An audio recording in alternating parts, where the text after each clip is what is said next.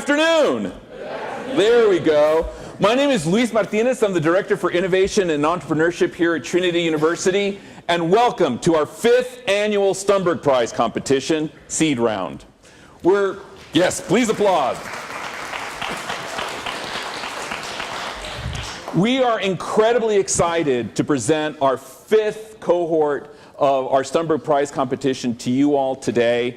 It really is an exciting event which really ties into Trinity's 150th anniversary. 150 years ago, a pioneering group of Cumberland Presbyterians established this institution in 1865, and we're proud to carry on that tradition here 150 years later here in our campus, Skyline campus in San Antonio.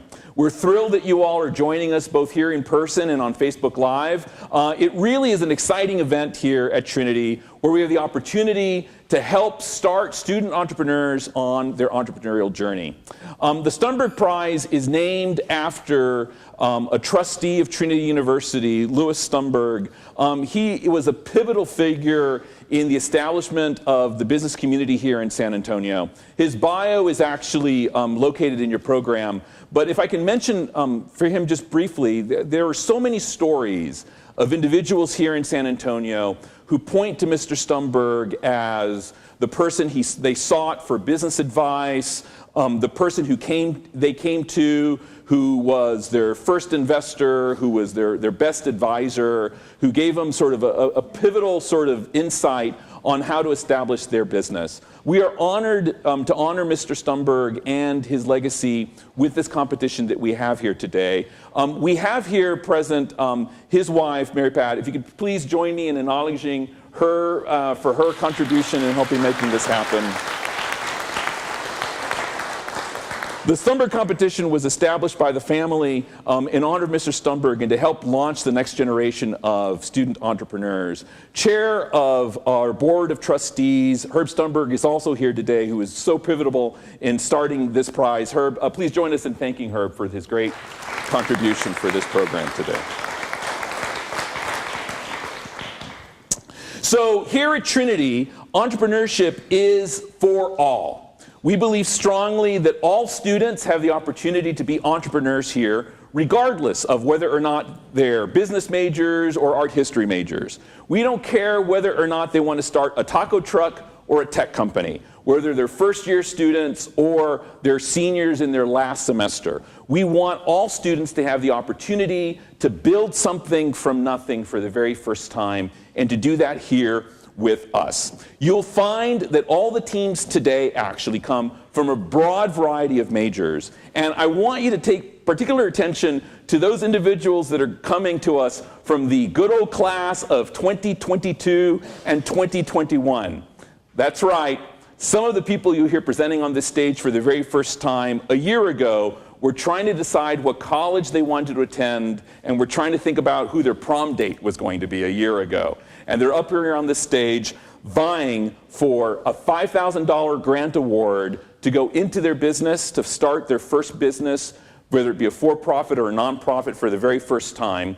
And each team will also be getting an opportunity to participate in our Summer Accelerator. Tonight is part of that sort of prize, with both the $25,000 of grants awards and participation of the Summer Accelerator. Over $150,000 worth of prize awards will be awarded today to up to 5 teams to start their business. So we're incredibly excited about starting these journeys on these students on their journey. See, it took me a little while to get that.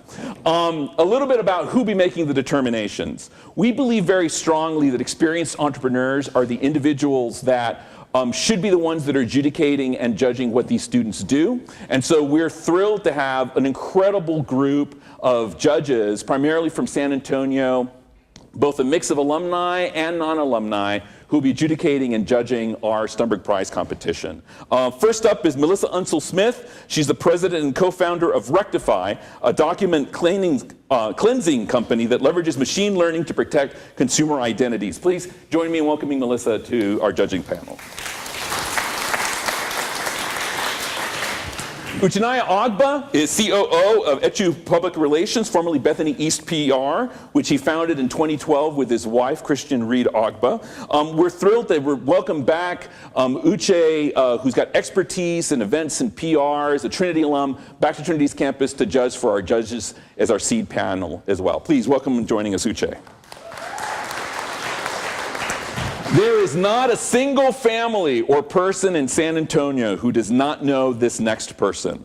Because Valerie Gonzalez is president and owner of Delicious Tamales. That's right, she keeps you in tamales starting sort of roughly Thanksgiving through New Year's every year that she established in 1980. We're thrilled to have you coming to join us and adjudicate our teams. Please help me in joining Valerie to our stage. We believe strongly in having alumni here as well, so I'd like to welcome Dave Mansen, who graduated from Trinity. He's got over 40 years of experience in technology. He's worked in marketing and operations and sales. He is the counselor to entrepreneurs and an early stage investor. Please join me in welcoming David on our judging panel. And finally, last but certainly not least, we're thrilled to have Ana Fernandez. She's an interdisciplinary, multidisciplinary artist who explores diverse landscapes. But in addition to being a well-renowned working artist, she also has this incredible food truck that is about chili and the chili queens and has been featured in television that you might have seen on such places as the Travel Channel and the Huffington Post. Please welcome and joining me, Ana Fernandez. The judges will be making their determinations of which team will go on to be selected as a finalist for our Stumberg Prize competition based upon some of the criteria that you have before you. So all the teams have submitted some earlier materials to the judges, and in addition to those materials that they've already sort of evaluated, they'll also be evaluating their pitch in the Q&A. Now, it's important for me to sort of stress to you all that by all means, this is not the end of the Stumberg Prize competition. This is actually the very first step in the three-part process for the Stumberg Prize competitors. So we have our seed round, in which they'll be awarded $5,000 and participate in our Summer Accelerator. The second component is a critical component of the Stumberg Prize, our Summer Accelerator, where each of the 5 teams that are chosen as finalists will spend the entire summer with us, working full-time, 10 weeks in our summer undergraduate experience known as our Summer Accelerator, where they'll become a real company, so they'll be able to spend those $5,000. They'll actually be able to get a sense about what kind of business they're operating in, and then they'll come back in the fall to compete for $25,000, our grand prize in our final round. We're incredibly excited about today. The format of how today will happen is that we will have Shark Tank style, about 10 minutes of presentations for each of the teams, followed by 10 minutes of Q&A by the judges panel. During the actual competition component, it's the judges themselves who are empowered and have the opportunity to ask questions. And ultimately, after all the teams have pitched, they'll retire off to the deliberations to determine which teams will go on to be Stumberg Prize finalists, and that is your opportunity to go ahead and ask the individual teams questions and comments. We have a little comment card located in the back. If you'd like to scribble some notes or a contact, or perhaps you'd like to share your information with our Stumberg teams, feel free to pick up one of those sheets in the back and give it to any one of our staff here at Trinity Entrepreneurship, and we'll be happy to pass those comments on to our teams. Again, out of respect for the teams, please refrain from talking, although I understand people might be getting up and getting snacks from time to time. And please, if you're on social media, please feel free to go ahead and tag us using the hashtag #TU Stumberg. We are at Trinity Entrep or Trinity Entrepreneurship, and we are on your social media of choice. So Instagram, Snapchat, Facebook, Twitter, we're on all of it. Tag us on all, and we're happy to have you be a part of that as well. So first up, presenting a team that met actually in part on the field and in part in an early stage entrepreneurship class, Project Tech. Can you guys hear me all right? Yeah. Hi there. My name is Bobby McGee, and I'm the founder and CEO of Project Tech. Project Tech is a motorcycle safety company. We have designed a high-tech turn signal for motorcycles that will revolutionize the motorcycle industry, but ultimately save lives. Now, before I talk about our business or motorcycles, I actually want to talk about this seatbelt for a minute. I'm sure that most of you drove your car here, or have been in a car in the past couple days. I hope that the first thing that each and every one of y'all do when you get in your car is put your seatbelt on. They're proven to save lives, and it's the law. But it hasn't always been that way. In the 1950s, a Swedish company called Vattenfall noticed that a lot of their employees were dying on the roads. The head of the company tasked 2 of his engineers to develop a solution that would save his employees' lives. Those engineers developed the modern-day 3-point seatbelt. Now, after this, they patented it, and Volvo became the first company to adopt the seatbelt. And soon after, it became international law, and countless lives were saved. Now, you're probably sitting here wondering why you just received a history lesson on the seatbelt in a business pitch about motorcycles. And here's why. Because here at Project Tech, we believe that our device will revolutionize the entire motorcycle industry and save countless lives. Now, I'm a motorcyclist, and just like the Vattenfall company, my people are dying on the roads every single day. In 2017, there were 5,172 motorcyclist deaths. The problem's real, and it's very real for me as a motorcyclist. Now, I want to issue a brief warning. The next slide does have a little bit of blood on it. It is nothing too bad, though. This past August, I actually had to lay my bike down at 30 miles an hour. I got second-degree road rash all over my back and both of my shoulders. A car in front of me slammed on its brakes. I wasn't riding far enough behind. And a motorcycle's brakes just aren't as good as the brakes on a car. The scars I have are a permanent reminder for me to ride defensively and to not trust another vehicle on the road. And this is a common theme. Most motorcyclists, our concerns when we're driving aren't is it gonna rain or is my motorcycle okay? It's about every other individual on the road. Because, and pardon my language, but we're worried that some idiot is driving to work on his commute and is still half asleep or is checking his email, and they won't see us. And that careless mistake will cost us our life. This fear is why I started Project Tech. We have developed a high-tech turn signal for motorcycles. Now, whenever a motorcyclist turns on their turn signal, normally just a very small, about the size of a quarter, no bigger than a golf ball turn signal appears on the front and back of their bike. But ours will work with those. Ours will project a flashing, amber, predetermined shape onto the road itself, as you can see in this graphic, which will drastically increase the visibility of a motorcyclist turn signal. It'll be visible in the day and night, and it will ensure that other motorists see you and notice you so that they won't hit you. Now, I can't really specify any aspects about our design other than the function because we've been working with IP lawyers. They've done a full patent search, and we can secure a design and utility patent on our product. And just due to that, I can't disclose anything else. Now, our 2-year timeline revolves around the development of our final prototype. We have a prototype, but just here, we don't have the resources to have developed the final one. All the technology is there, it's just we don't have the tools to build it. So once we hire a professional engineer to build it, we will then immediately begin securing our IP. Once we have filed for our IP, we'll begin talking to manufacturers to organize the first production units of our product. Once that deal is reached, we will then begin launching an advertising campaign on social media platforms, just due to the nature of motorcyclists, who are a very close-knit group, and the only way for us to connect is online. And then once we have amassed some inventory, we estimate to launch our business in the first half of 2020. Now, any motorcyclist knows that if you ever need anything for your motorcycle, you go to one of 3 online retailers like Revzilla.com. These 3 retailers dominate the aftermarket motorcycle scene and do around $30 million a year in revenue. They have YouTube channels where they advertise their products that have millions of subscribers, and Instagram and Facebook pages with millions of followers. But these businesses function on a drop shipping platform, so they won't hold any of our inventory. They'll tack on a 15 to 20% markup to our final price, just as their payment for listing it on their website and promoting it on their YouTube channel and Instagram pages. But because of this, we'll have to be in charge of manufacturing and distribution, which we anticipate we'll work out a deal with a manufacturer once we have filed for IP to produce our first units and have them distribute to customers. Now, in addition to the advertising and millions of customers we'll reach through our retailers, websites, and advertising platforms, we're also going to advertise on social media. The motorcycle community is a close-knit group. We place a lot of emphasis on the word of mouth from fellow motorcyclists.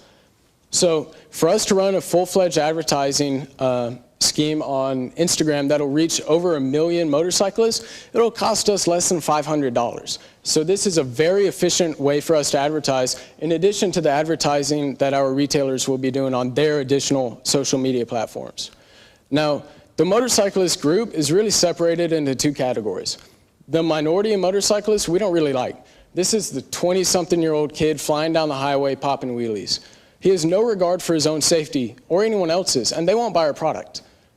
Now, the majority of motorcyclists is slightly older. They're well educated. They have a stable job and they have a family. They have stuff to live for outside of just riding. So because of that, they ensure that they take every safety precaution that they can. They preach the age-old mantras of ATGAT, which stands for all the gear, all the time.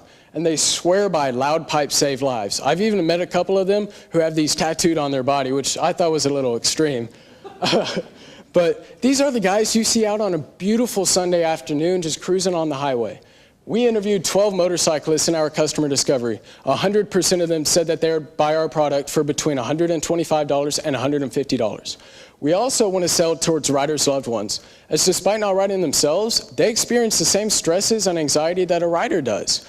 Of the 8 riders' family members that we interviewed, 75% of them said that they would purchase our product, and that they said that they would get it for a gift for their loved one that does ride, and that they would benefit from it too, because they'd be comforted and wouldn't worry as much, because they know that their loved one has the most high-tech safety equipment on their motorcycle.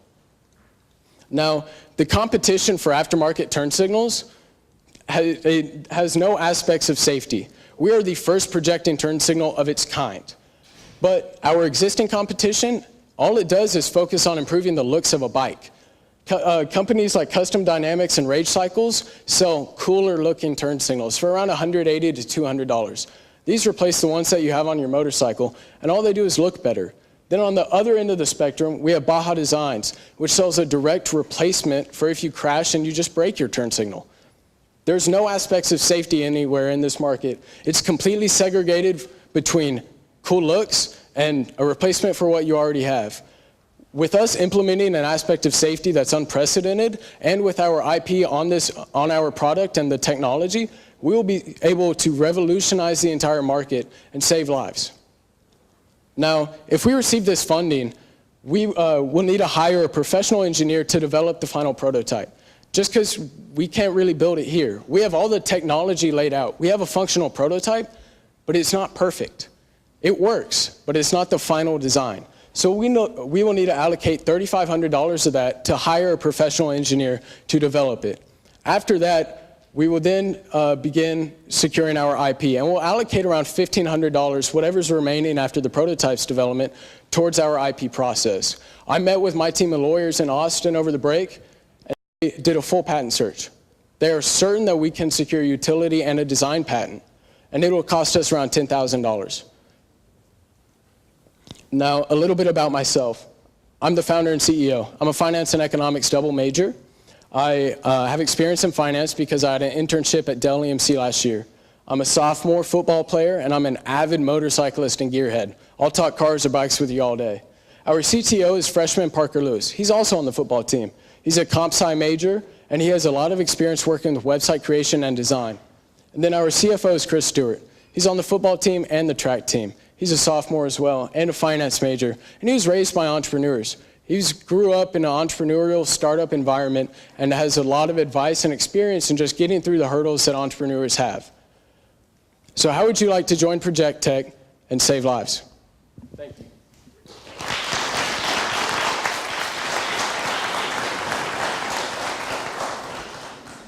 Judges. Full disclosure, I'm a motorcycle nut too. I have 3. I've ridden for 57 years, so I kind of know what you're talking about. And I fit your category. All the gear all the time. So you tell me if I'm not able to ask some of these, but I want to ask some product questions and then some distribution questions. So product-wise, can I install this myself on any of my bikes? It will take 10 minutes to install on whatever bike you have. You don't have to permanently alter any aspect of your bike or cut any wires. Anyone can do it in 10 minutes, and you can take it off whenever you want. So I can take it off and move it. But that doesn't allow it to be stolen. Just based on the way it's designed, someone walking by won't be able to just pull it off. Just based on the design. I can't say anything about that. But easy to install, easy to remove if you have your motorcycle key. Okay. And easy is like putting a SIN on, the Bluetooth intercom? I have that on my helmet. This will be easier. So it's sort of this like will be easier. All right. Then from a distribution standpoint, I would think you still would want to have it stocked somewhere. It seems like to be able to make enough money and sell enough of these things, looks like you'd want to do other than just Revzilla.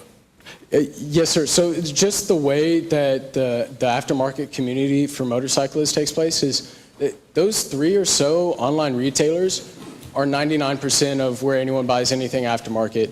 Yes, we can stock it in your local San Antonio motorcycle dealership, but our main focus and what we will do first is go through these online retailers as we will have instant access to their advertising platforms that have millions of followers. And it's the most cost-effective solution. We estimate our first batch of inventory to be at a cost of $60 to $70 per unit. And after the additional 15 to 20% stake on from like the online retailers like Revzilla, the final sale price will be $149.99. If we get funding over the summer and can buy a larger batch of inventory as our first purchase, the cost per unit will decrease significantly. We just are working with some pretty small numbers here. Okay. So is there a reason why you're not utilizing or setting up your own platform to sell? Because from what I'm hearing, you're going to be a distributor to retail platforms. So why are you not taking ownership and just selling it from maybe your own website? We will, and that's the idea. So in discussing this with my IP lawyers over spring break and such, a trademark on our brand, because we're the first technology of its kind in this market, a trademark on our brand will be extremely valuable. And we have a website set up right now, and we are planning on selling through there. It's just we see initially the exposure we'll get from these online retailers will be tremendous and just give us access to millions of motorcyclists across the United States instantaneously. Where our website, people will have to hear about us some way, and that's a lot. That's very expensive for us to go through and advertise. We can do the social media thing, but the instant market reputation that we will get from these companies like Revzilla that every motorcyclist knows is invaluable, and that's what we see being the main profitable route for us to go initially. We see once people have seen us on Revzilla.com's YouTube videos and stuff, they will recognize our name and they'll go to projecttech.com. I already bought the domain name. And we'll be selling through there. It's just initially for people to hear about us and for us to have access to all these motorcyclists, Revzilla.com and these other retailers are the most efficient route. Question. So the technology and the apparatus, can that be used for other applications such as maybe a bicycle or even a boat, like as an emergency signal? Is it, are you able to use it for something else besides just motorcycles? So yes, we can, what we will be filing for IP will be about our technology. We are not able to patent the broad concept of a projecting light on a vehicle. We can't do that. But the way it's designed for motorcycles, there's only really one way to do this technology on a motorcycle, and we can patent that. So that's our initial idea, and that's what we'll be able to secure. Now, through the claims in our actual IP, we might be able to justify it and have it broad enough to where we will encompass some bicycle aspects and boat aspects. I do know that there's already similar technology for bicycles where it projects like a lane around you and stuff like that. So I'm not too sure. But it all depends on what we can claim in our IP. Oh. I'm interested to learn more about your patent strategy. Have you considered going after a global patent, since this could potentially be a global market? Yes, ma'am, and that's the main thing that once we acquire some funding, we'll be doing is spending more time with our IP lawyers. I funded the full patent search out of pocket, and that's expensive for a college kid while we don't have any actual business funding. So ideally, over the summer, if everything goes to plan, we'll be here over the summer and we'll have the opportunity to work through and we'll have some funding and we'll get the final prototype And it'll cost us around $10,000 to secure both of those patents. So if we can get some investing, that'll give us enough money to pay these lawyers to do research into that and file for those, and instead of just a United States one. That's what we've been planning on, is a global, but really what we know is we can file for a patent on this in the global scheme. It's just the funding to actually go through and broaden our claims as much as possible and encompass everything about our technology is just more hourly rates of a lawyer. So we need some funding to go through and ask them those questions, have them do research and give us those answers.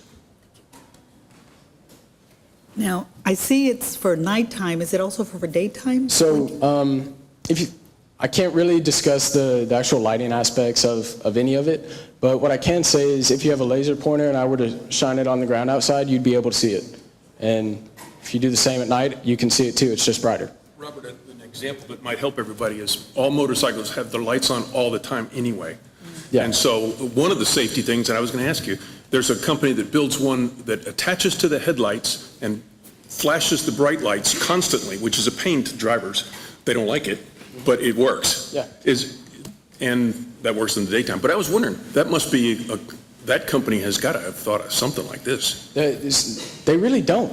And that's the thing. There's no IP on any of this. There's no turn signal safety products. The entire turn signal industry is make it look cooler, or, oh, you broke it, here's another one. There's safety products, just like if you see a big truck that's all jacked up and they have a bunch of light bars on them, there's products like that for motorcycles. Where they increase the flashing LED lights on the front and stuff like that. There's nothing for a turn signal. This is something we realized, and we are jumping on this opportunity to secure rights to it because we really see ourselves saving lives and redefining the market just as the seatbelt did in the 1950s and 60s. And just based on the way motorcycles are designed, I can't get into our design, but based on the way motorcycles are made, the IP, the utility patent on our actual technology is enough for us to be able to license it out to other manufacturers. And essentially, just based on the technology, it'd be the same thing if we could patent the broad concept of a projecting motorcycle turn signal. Can you talk a little bit more about your roadmap? I know you had a timeline up there for prototyping and marketing. Can you kind of go over that in a little more detail? Because I'm wondering if your marketing efforts could be moved up during your prototyping phase. They can. So this is a very preliminary one, but essentially our number 1 and 2 priority is hiring an engineer to make the final prototype and then filing for IP. After that, it's just a matter of how long it takes for us to work out a deal with the manufacturer, or if we have the final prototype and we have a meeting with manufacturers and that goes really, really smoothly and really, really quickly, we can start the marketing aspect a lot sooner. For us, it's just our number 1 and 2 priority, and the determinants of our success in redefining this entire market is the prototype and the IP. Everything else revolves around that. So once we have those 2 developed, we will be able to either start advertising as soon as we work out a manufacturing deal. We can do it beforehand. If we need funding to actually get first units of inventory, in case we don't get any investments in the near future, we'll start advertising on social media because it costs me $150 to reach 500,000 motorcyclists. And we can do that and advertise our GoFundMe and try to get some funding so we can order the first units of inventory and bring it to market. Those aren't defined. It's our number 1 and 2 priority, and what we would do with this funding over the summer is get the prototype and try to get patents.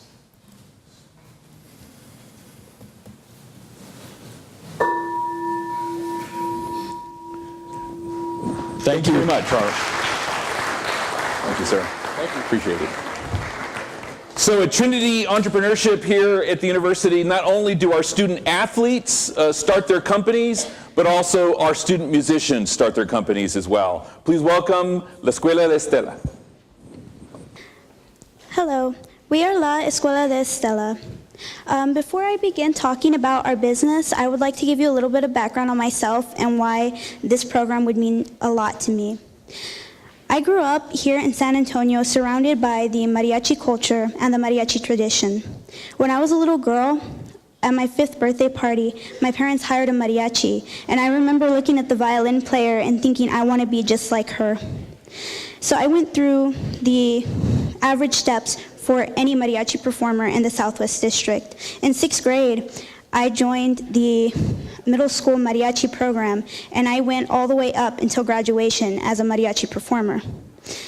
And then I wanted to continue my career in music. So I decided to become a music minor in college. However, when I started going through the program, I realized that what I learned in high school and middle school wasn't what I needed here in Trinity. I struggled to keep up with my peers, and I realized that a lot of the stuff I learned wasn't able to be transferred over. I learned how to be an effective mariachi performer, but I didn't know how to be a musician.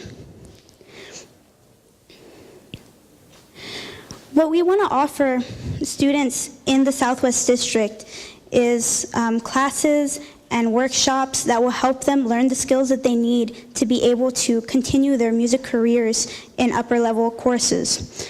Some of the fundamentals that we were thinking about were learning how to build chords, learning how to read music. When I first came here, they were telling me that I had to understand how to read bass clef, that I had to understand how to read alto clef, treble clef, and all of that, how to build chords, and I was like, I have no idea what you're talking about. And it was a struggle to keep up with my peers. And we want to make sure that other students who plan to continue as musicians don't have that same problem.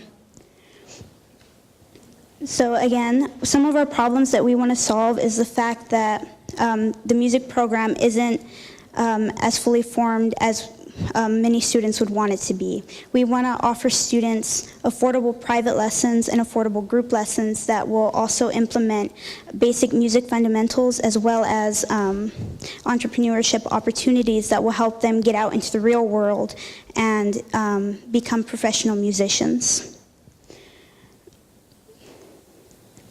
Our competition in the area is very limited or very low. There isn't really any other programs like this in the Southwest District, and our only competition would be the other private tutors that are there. However, I believe we also have an opportunity with them. They are not as active in the community as we would want them to be. They don't actively go out and look for students. It's more of by ear, I guess. Like, if you know someone who knows somebody who knows how to play violin, like, I can teach you for, I guess, $50 an hour, and that's usually how they operate. And by building a mariachi school, we can network with them, and we can promote, or we can bring students in for them so that we're promoting them and they're teaching for us. And it helps lower our competition even more. We sent out a survey to students in the area and to some parents and teachers, and we had 100% that said that they would definitely or most likely want to participate in our program. One of my old mariachi directors even commented that this would be a perfect program to help students stay focused and out of trouble.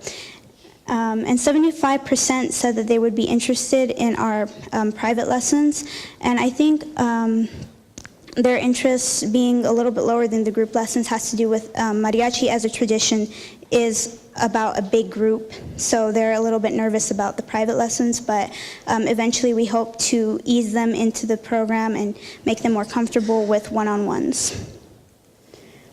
Our target audience, of course, would be the Southwest ISD District. It is a pretty big community. There's 2 high schools, an academy, and a couple of middle schools, and those would be our targets, the middle school and high schoolers.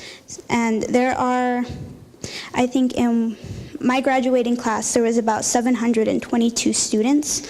So there are quite a bit of students in the school program, and we want to reach out to them as well as their parents and the teachers that are already in the area.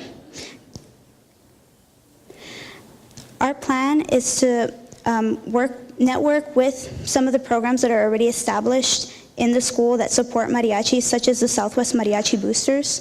I'm actually a member, and what they are is a group of alumni and parents who fundraise for scholarships for mariachi students specifically. So by networking with them, we would have established credibility to help move forward in our program.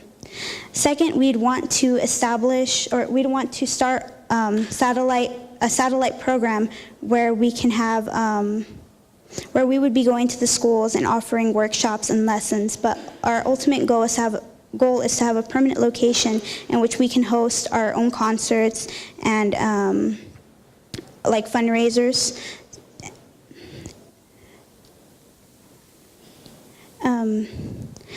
So we're not exactly 100% sure on the costs. We're still working a little bit on figuring out what's going to go into it, but for sure we want to offer our lessons at an agreeable price. And in the survey that I mentioned earlier, a lot of the students and parents voted that they would want to pay between $20 and $30 for group lessons per month, and then about $45 per hour for private lessons.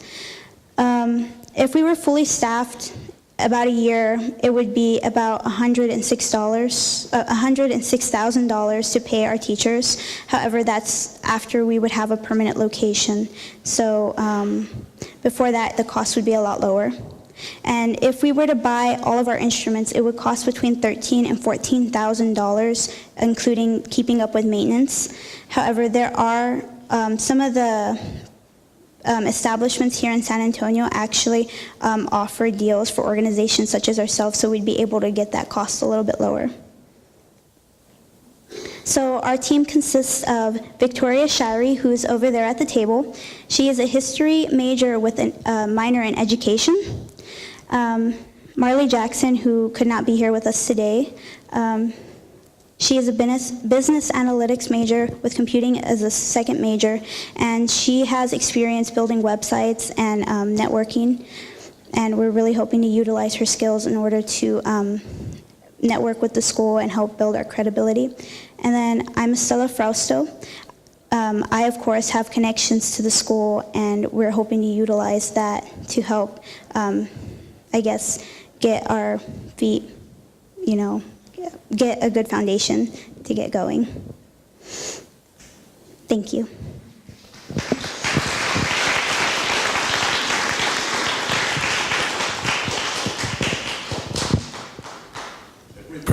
That was a good presentation, Estella. I have one comment and a question. First comment, presentation, make the fonts bigger, please. I was struggling here to read a few things, but I think I got the gist of what you're trying to present for the Southwest ISD community. How many teachers are you going to be hiring? I know you put a number of $106,000 for teachers. So how many teachers would that be able to bring about? It would depend on the class. The way we did it is we took the average number of students that, like in one high school class, and it's averaged to like 2 teachers per class. It would be between 40 and 60 students, so that would be 2 teachers for that many students. So we kind of figured we'd have like 100 to 200 students initially, and we multiplied it by how much we would be paying the teachers per hour, hopefully, which would be between $35 and $45. Okay. So 100 students out of a class of 700, sort of? Is that right? Initially, I guess, because I know a lot of students, because they'll be getting they'll be going through the music program, and a lot of them have other extracurricular activities, and this would be like a supplementary thing for the mariachi program. We're hoping to get 700 students, but we know that's going to take a while because we'd have to build a relationship with the community, and we'd have to get parents to trust us, that we can offer something to their children. I had a couple of questions. So, first of all, I love mariachi, so I think your idea is great. I know my mom just hands them $20 for every song, so I know how much they charge, and I see them out at the restaurants at night. So where would you find your teachers, and would they maybe be like mariachis that are already performing professionally? Because part of the premise is not only just to learn music, but also learn how to sustain kind of a living at making music and the lifestyle of a mariachi, which is kind of the business aspect and being out late and going to restaurants. So who are the teachers that you had maybe thought about like having and coming in? So a couple of ideas were to get the alumni who've been through the mariachi program and who have gone on to upper division, like higher education courses, so that they already kind of know the struggle and they can help prepare the students for that when they move up. And also, like you said, like establish musical or musicians here in San Antonio that have struggled, you know, to build their business, but they're established, and we kind of want them to come back and teach the students like, hey, I went through this, maybe you could take something from me. And we want to like help them build a network, because, you know, once you know one mariachi, you can get in contact with a whole lot of other ones, and that's what we're hoping to build. I have a question for you. So it seems like your two biggest overhead costs might be the teachers, paying those, and this potential location that you would like to have. Yes. I'm wondering if you have an opportunity or have assessed the market in such a way where you could drive down those costs, and maybe have you considered looking at leveraging the only competition that's in the market and working under their arm until you grow? Well, as a satellite program, it would we wouldn't have to pay like for we wouldn't have to pay as big a cost for like a permanent location. So we'd be going to the schools, and some of the after-school programs that I've talked to, they said that the school will take a portion of what they earn, or they will make a donation to the school. So we're hoping to broker that kind of deal with the schools to help lower our costs and the location. And then after a while, when we build up our savings, we can put money into buying a permanent location. And as for the teachers, I guess one way we could lower that cost is by paying them a little bit less, or hiring teachers that have more qualifications, so we have less teachers. Estella, have you looked at other programs similar to this in other cities, or maybe is there more in San Antonio and you're just focused on I your know school that district? here in San Antonio there is an academy. It's called the Mariachi Academy of San Antonio. So we have looked into some other programs, and there are other programs that kind of work the way we want to work, but they're not targeted at mariachi. And we were compiling a list of like what schools kind of are modeled after what we want, and we're hoping to get in contact with them or hear back from them, because we have established some contact. So we're hoping to hear back from them to find out like what model they use, and find ways that we can make our business kind of similar to theirs, but, you know, targeted towards mariachi students. There's no other mariachi targeted school? We were just, like I said, the Mariachi Academy, that one is targeted towards mariachi students, and we were just told about another program kind of similar to ours, but it's in the Valley, I think it was. But there isn't one in the Southwest ISD district or close in that area that's readily accessible to students. And one other question, because I'm not a musician and I never took class, is $30 an hour, is that a lot or a little? And do I need to do that once a day or once a week or once a month? Or? For a student? For student, so the $30 would be per month. Per month? Yes, and the $45 would be per hour. And I guess that wouldn't be as much, because it's lower than some of the schools here in San Antonio. Like the Mariachi Academy, I actually was trying to book private lessons with them, but they charge $75 an hour. And I'm a college student, I could not afford that. And for $30 a month, how many lessons do they get? We're hoping to have it at one per week. But we might have more. Like I said, we want to offer them workshops on entrepreneurship and basic music skills. So we would probably have those like once or twice a month, and they would probably also be free to our students. And all of this costs are offset with sponsorship or some sort Yes, of we're going to grants? be looking into grants, and we're gonna try to network with the Southwest Mariachi Boosters, because their main focus is to earn money to provide scholarships for graduating students and to provide money for field trips. So we're going to try to partner with them so that we can also fundraise money and we can provide students with the same opportunities.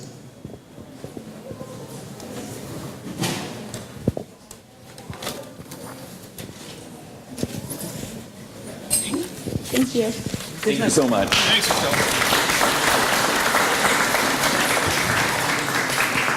So one exciting program that we have here at Trinity University, in collaboration with our colleagues in residential life, is a program known as Entrepreneurship Hall. It's a place where students who are coming to Trinity for the first time as first-year students have an opportunity to come together with other students that are also passionate about starting their own company and watching Shark Tank and participating for things in the Stumberg Prize.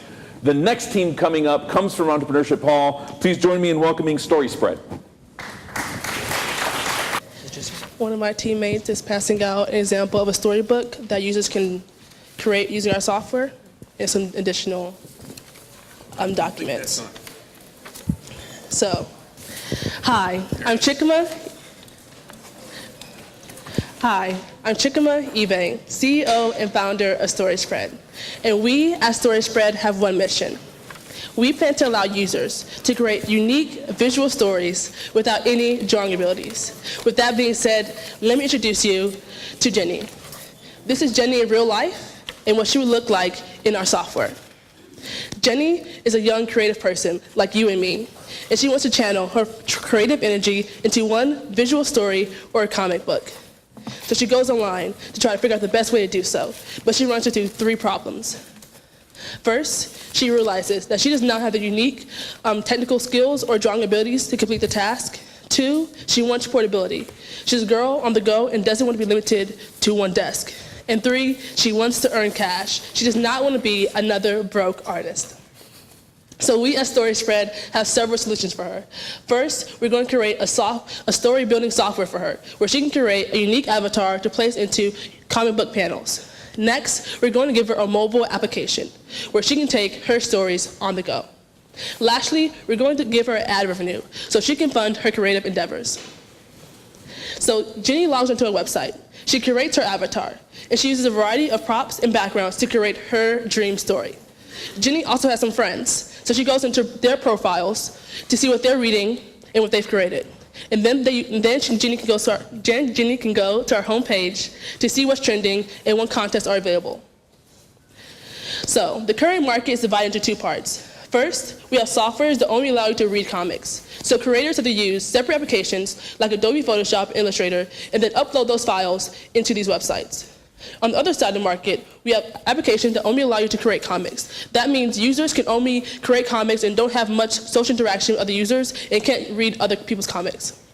StorySpread plans to connect that divide because technology like this was not able to run efficiently on mobile applications before now. So our creator segment is divided into 2 parts, the young and yearning. These are young adults that see themselves as future authors and are yearning for the opportunity to share their stories with the world. Next, we have our established and expecting. These are established authors who are either published or self-published and are expecting to use our brand to expand their audience. Next, we have our readers. We went out and asked some questions, and we discovered that we should expect 55 to 60% of our readers to be female. Next, we discovered that our readers prefer fiction novels followed by sci-fi and fantasy. Our readers range from 10 to 22 years old, and this wide range requires that these readers want diversity in their comic book characters and their creators. Our readers are reading for pleasure, and they want engaging storylines, and they're willing to invest time and money into their favorite comic books. Our readers are our first and largest revenue streams. Readers can use coins to unlock StorySpread's premium and original content, and use wings to tip their favorite authors. And advertisements run in between every chapter. Our next revenue stream is from designers. Designers are users who create premium original. Designers are users that create unique clothing, and props to sell to other users, and StorySpread collects a fee. Next, we have our collaborations. For example, we can collaborate with Marvel for the next Spider-Man movie to create unique, personalized clothing and props to create buzz around the next movie, and create a challenge to encourage further buzz around the next movie. So, with your help, judges, we can fund the software development of our face, using the money to maximize our time by outsourcing some minor vectors and debugging. The money from Stumberg will fund phase 1 and 2 of our development plan. In phase 1, in partnership with CodeUp, a local San Antonio coding boot camp, we will complete the web application and begin beta testing. In phase 2, we will go to our customers and ask for feedback. And with this feedback, we enter phase 3, where we launch our mobile application and complete beta testing. That being said, meet our team. We have Andrew Ladd, our developer, Elizabeth Bucamp, our designer, and me, Chickama Ibe, CEO and founder. But here at StorySpread, these titles don't mean much, because we're the software for storytellers, the company for creators, and with your help, judges, StorySpread would be the place where stories take off. Thank you.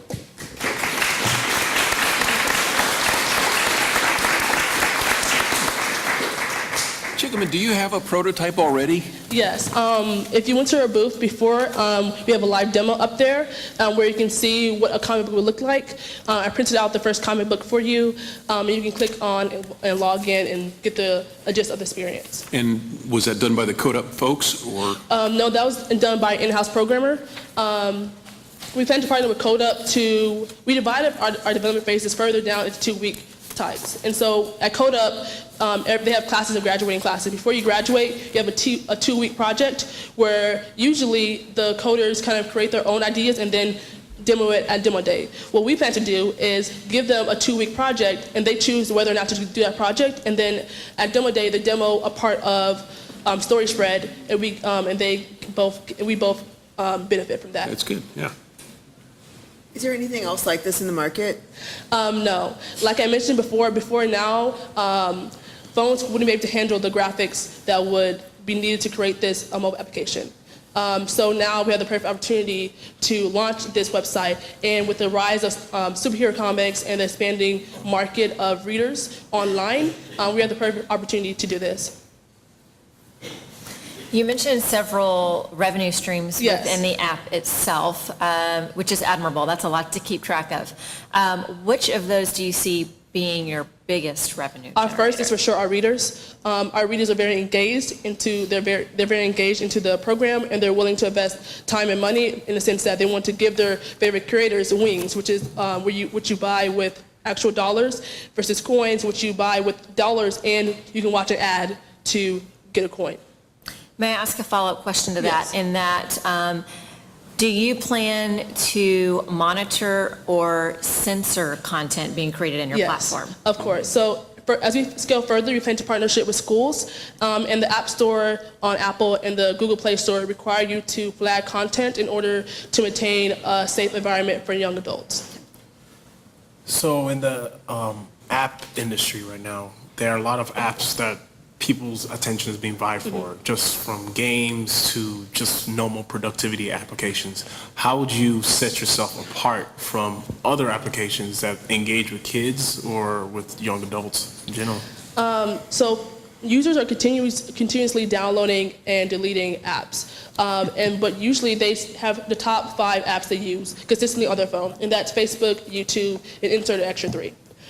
So we plan, since we're so different and since there's not anything like this on the market, we've already differentiated ourselves. And we plan to go out and target specifically future authors or young adults who see themselves as future authors in order to create a very strong and connected community already. And when you have these individuals, how do you keep them engaged? Are you going to be doing push notifications? Yes, or of course. Or would there be other opportunities for creating complete immersion into the app? So we plan to integrate gamification into our app.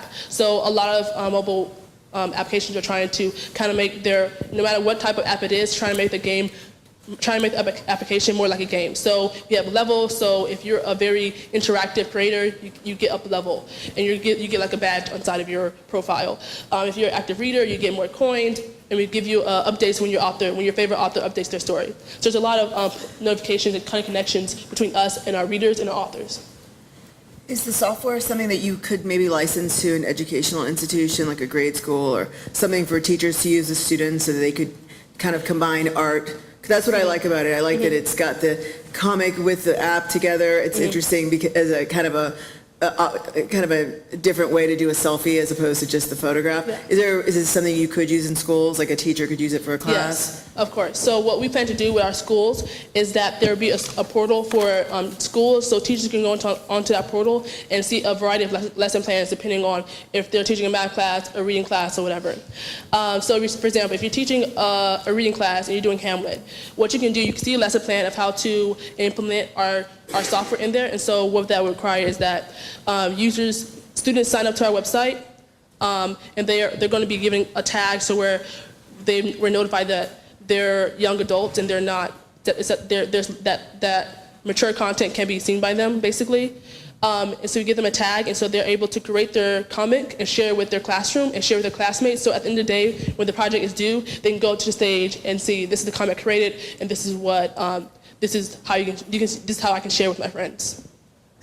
So as an app among millions of apps, how do you drive the app to the prospective user? How do you make them aware of it? Well, teenagers are always on the phone, if you ever had one. So it's very easy for us to meet them and see them, and what we plan to do is to start our marketing program as soon as possible. So opening up our Instagram, our Snapchats as soon as this competition ends and beginning our connection with them. Is the content protected, or like a Creative Commons license? You know, Flickr will have the little check boxes where you can make it to where anybody can add to the story or use a story. Yes, that goes into making it parody. So creators have the option to either make their comic private, so they can only see it. They can make it public, but locked, or they can make it public and unlocked. So if it's public and unlocked, you usually have the ability to kind of click edit and kind of parody that same comic. So it's up to the creator if they want to make it to the public or not.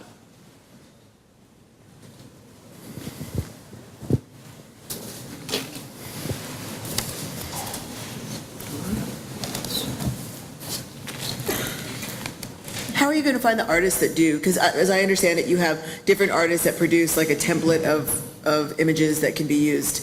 So as we scale, we originally planned to create our own content to attract readers to the website, and we saw when we did customer verification, we saw that readers tend to overlap with creators. So these readers will probably read our story and get inspired to create their own. And then as we scale and get larger, we can actually bring other content creators to our website to create a comic book, and along with that comes with their followers, and they bring those followers to our website. So if a person can draw, can they add their own content and illustrate their own story? That will be implemented in phase 3 probably, because we're focused on the actual people who cannot draw, because that's a wider and larger market. So true. Thank you. So in your revenue stream, by the way, you gave us a good amount of information. You stated that 24 ads would be displayed for, I guess for an hour reading. Yes. Is that a lot of ads, or is that? No, you'd be surprised at how many ads you see when you go online. What marketers are finding now is that readers have, or people in general have a lot of, they're very insensitive to ads. So basically the marketing slogan is like, put as many ads as possible onto a reader or onto a viewer in order to get at least one scene. So for that, 24 is optimized for desktop. So your desktop is very widescreen. So on each side of the screen will be an ad, and when you click over to the next slide or the next chapter, there'll be a video ad in between there. So it's quite the usual to have about 24 ads, and that's probably a smaller amount on average. Same kind of revenue question. You've got a lot of revenue streams. It looks fairly complex trying to do all of that at the same time. So we plan to scale. So our first and most prominent revenue stream would be our readers. So that's a matter of just putting ads on the website. As we get bigger and larger, companies will realize that we have a large amount of young adults here on this website, and they want to come to us in order to get access to that demographic. So if I'm paying for the subscription, I still see an ad. Or is there levels to the subscription, I guess? There is no subscription. What we decided when we did customer verification is that it will be ineffective to kind of tax our own creators. So we're letting our creators run free. Basically, the revenue stream will be from our readers only, where they see ads. Everyone sees ads. Even creators see ads when they're creating their comic. But basically, it's mostly ad revenue. Okay.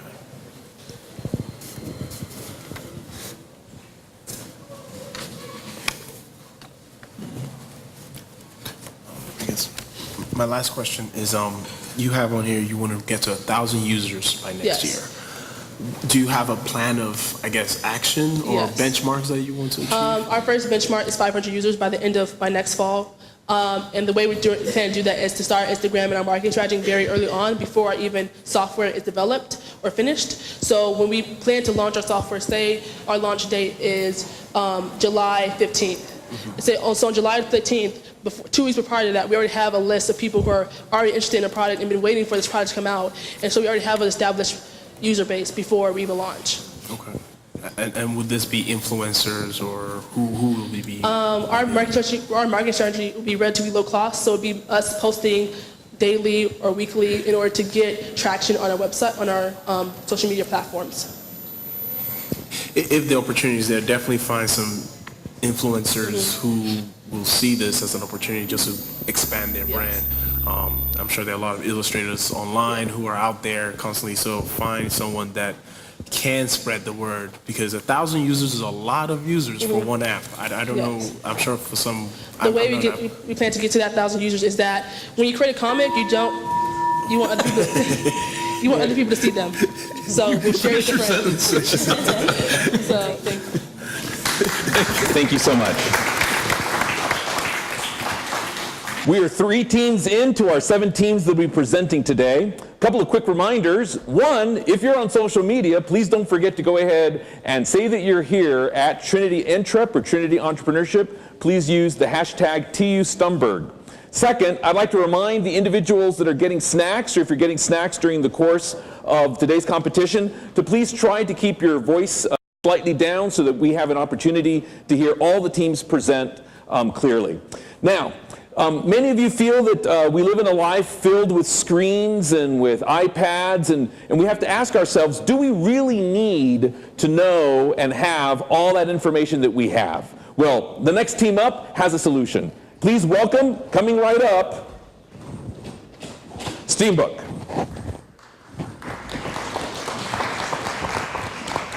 Hi everybody, my name is Isaac and I'm here to tell you all about Streambook. Here we go, stream seamlessly. But first I'm going to tell a story about last night. So I was watching a show, or I wanted to watch a show on Netflix on my iPhone. So what did I do to do that? Well, I open up my iPhone, I go to the Netflix app, and I pick a show out. So the show I decided to watch was Arrested Development. I get it booted up, I start the show up, and I get a text from my friend. He's in the next room over, and he hears that I'm watching Arrested Development. So he asks, did I see the episode? I had to pause the show and type a message out to him, and the conversation did not end there. So I thought that I could keep watching the show, and it just kept going. And luckily, I wasn't involved in any real intensive group chats, but what could have happened was I would have just gotten blown up the entire night. And so I'll be in the middle of watching a show and I'll get nothing but texts the entire time. So it takes me 2 hours to get through a 30-minute episode of a TV show. Basically, it comes down to the fact that phones, the iPhone, sucks for streaming. It is not the purpose of the iPhone to stream. And that's for a number of reasons. So it has a great screen on it, but the speakers aren't that good. There's tons of notifications coming in from all angles. You have messages, you have emails, you have social media alerts, and then you have news alerts, and this is all going on the whole time. And then, of course, the form factor of a phone it doesn't stand up on its own. And that's because the phone as a device, it's a cell phone. It's not a media platform. So Streambook, the device that we're building, is for people who don't want a TV. They don't want to have to spend a lot of money on a large screen that's tied to their house and it requires power. They don't need a laptop. They don't need to run Windows. They don't need to run Mac. They just want something that can play the videos and music that they want it to play. And they don't like watching it on the phone or tablet for the reasons that we outlined.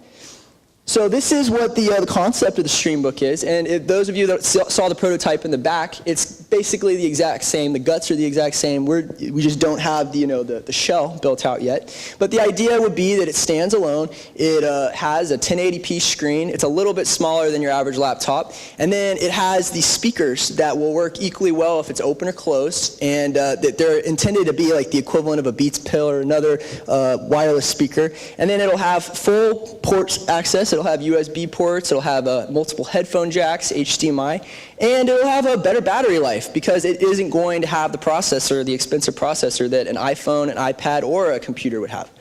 So we'll go head to head with each of the competitors. So the first one being the iPad. So the form factor of an iPad as a tablet doesn't stand on its own without a case. And it's a much more powerful device than streaming. It's like using a Ferrari to drive to the grocery store in a lot of respects. And it also has all of these apps. It has a full-featured iOS that at this point is almost as powerful as a desktop OS. And it's not designed around streaming. The iPhone has very similar concerns. Another issue with Apple products is that the planned obsolescence factor. So Apple designs its products to be replaced every couple years because the idea is to make it as thin, as portable as possible. The Streambook won't be like that. All of the components in the Streambook are off-the-shelf components that very modular. So repairs could be done at home, and repairs could also be done by Streambook, a company, a lot cheaper than Apple would charge.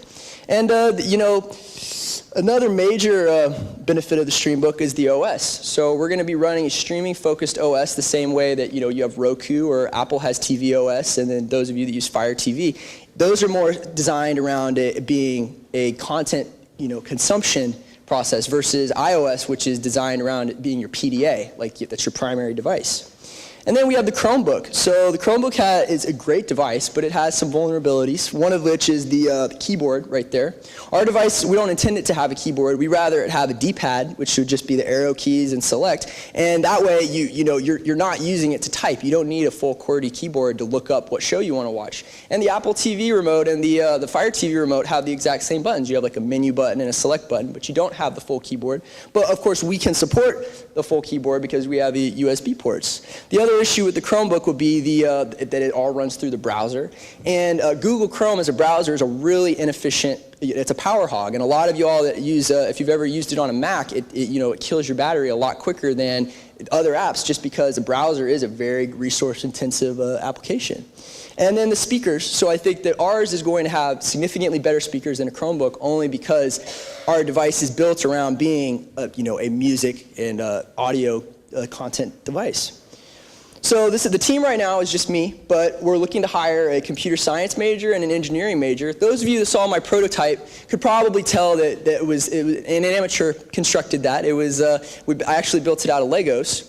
And so we're looking over the summer to put together a prototype with someone with a little more technical expertise. And then the operating system is functional, but there's some bugs that we'd like to work out. And then as far as the intellectual property goes, I think the operating system is going to be a big part of that. And so I'd like to have a computer science major on the team that can help tweak the software to make it so that it's has some intellectual property to it and solve some of the major problems that I'd like to solve with the Streambook.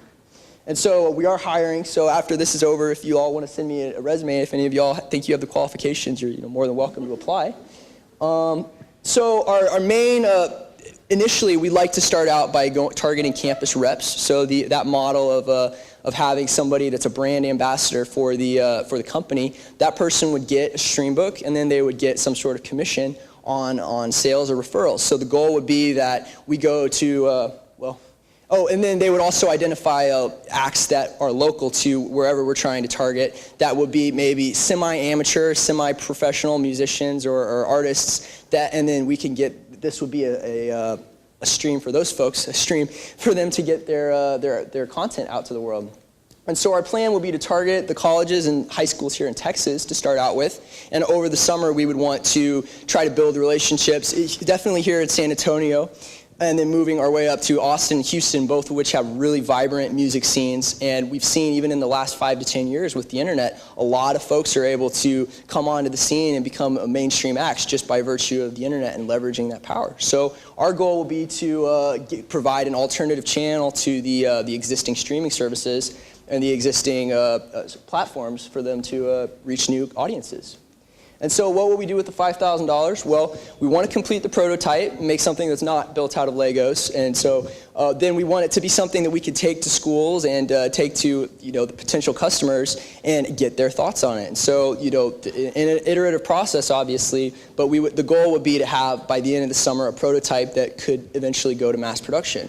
And it's nice because all the components, we know what the components are. We can order those right now. All we really need to build out is make sure the operating system is complete and build a well-engineered product that could compete with the likes of Apple or Amazon or Roku.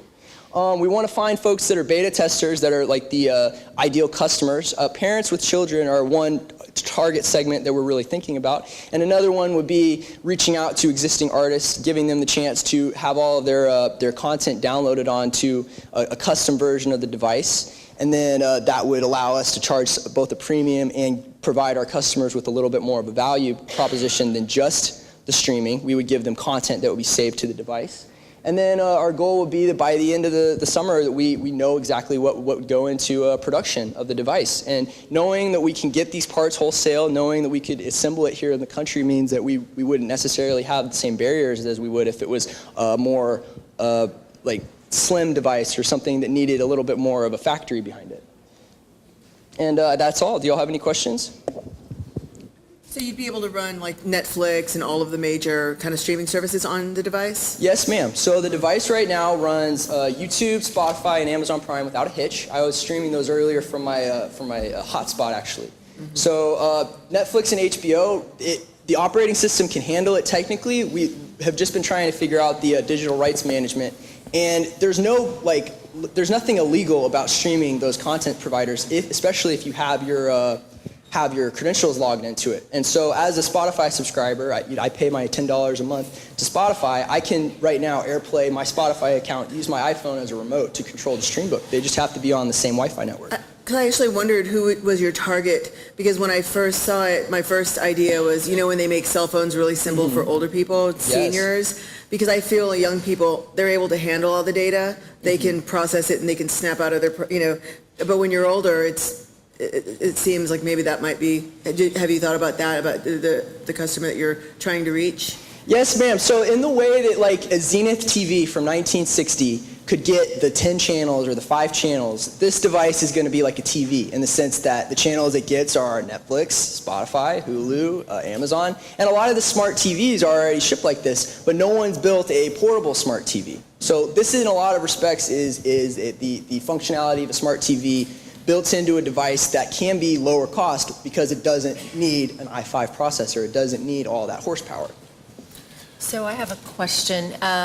When you were describing your target customer in the beginning, that is actually me. But I use an iPad. I carry my iPad to every room and I'll watch content while I'm getting ready or having breakfast because I don't get to sit down and watch TV. So I know you're still early in customer discovery, but I'm wondering in the potential customers that you have talked to, how do you overcome a small, slender device like the iPad? And I only use it to stream content. I don't do anything else on it. So the three metrics we would go by are well, there's probably more, but the number one thing is price. So an iPad, entry-level iPad, let's say $400, and it has a processor that's going to be about twice as powerful as a StreamBook's processor. That's because you could use an iPad for word processing, you could use an iPad for video production. It basically, it's so much more powerful and, it's a much stronger device because it needs to be a stronger device. So what would your price point be? So we're looking at between $200 and $300. A lot of that's going to come down to what our costs are at scale, what the manufacturing costs are.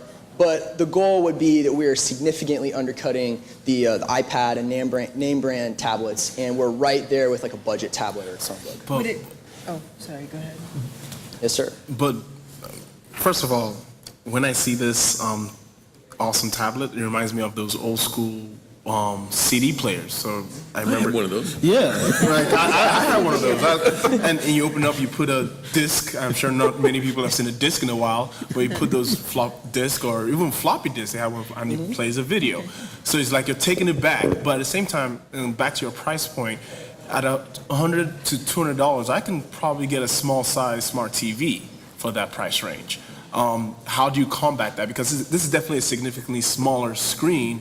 If I can get a 22-inch smart TV, which is around the same range, why wouldn't I go towards that where I can just stream and, Chromecast or Apple Play, iPlay or whatever it is. And the answer to that would be that you have to plug a TV into the wall and leave it on a shelf. A TV is a piece of furniture as much as it is, a device. And so this would have a lot of the same functionality, but it would have the battery life. It would have what the equivalent of a Bluetooth speaker built into it, and it can go on the go, and it will have its own onboard storage, which a TV doesn't have. A TV requires the Roku or the streaming stick. So if you want a TV, then I guess you're probably not in the target market, because at this point we're looking for folks that don't want to have an additional piece of furniture in their house.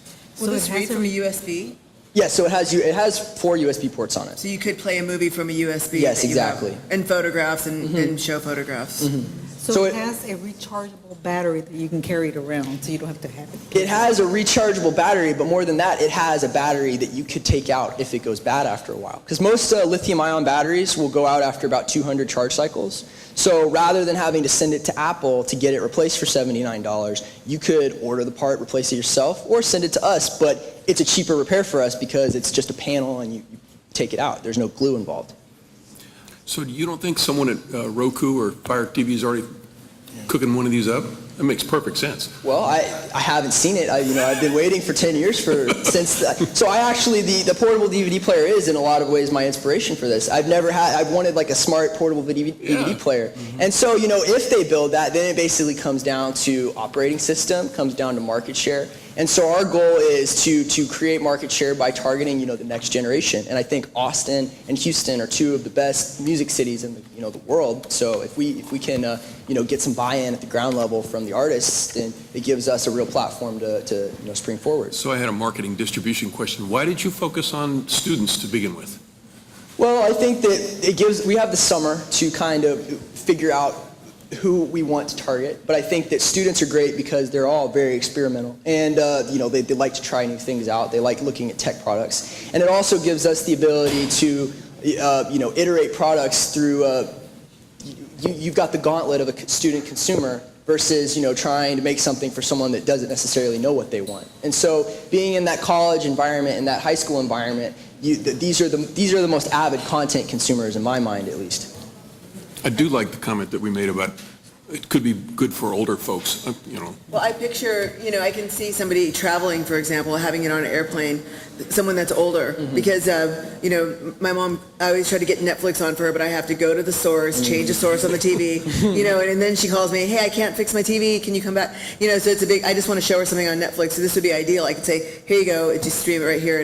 But I was going to ask, can that be connected to a big TV if anybody wanted to use it as a kind of like a Roku style, let's say, and connect it? Definitely. So one of my inspirations for this is the Nintendo Switch, and a big selling point for that is that it has a dock with the TV, and literally all you do is drop it into the dock, and it's just a straight cast. There's no buttons to be pressed, it's just a dock. And so having, at the very least, an HDMI port and potentially eventually a dock for the TV would really, I think, add to the value proposition of the device. Would you be able to run apps on it like the Roku? Yeah, so it has a bunch of apps that are already running on it. So I would say there's definitely thousands for the operating system platform we have right now. My goal would be to identify what the platforms are that most of our customers would want to see, and then optimize the device around those 10 or 20 stream channels.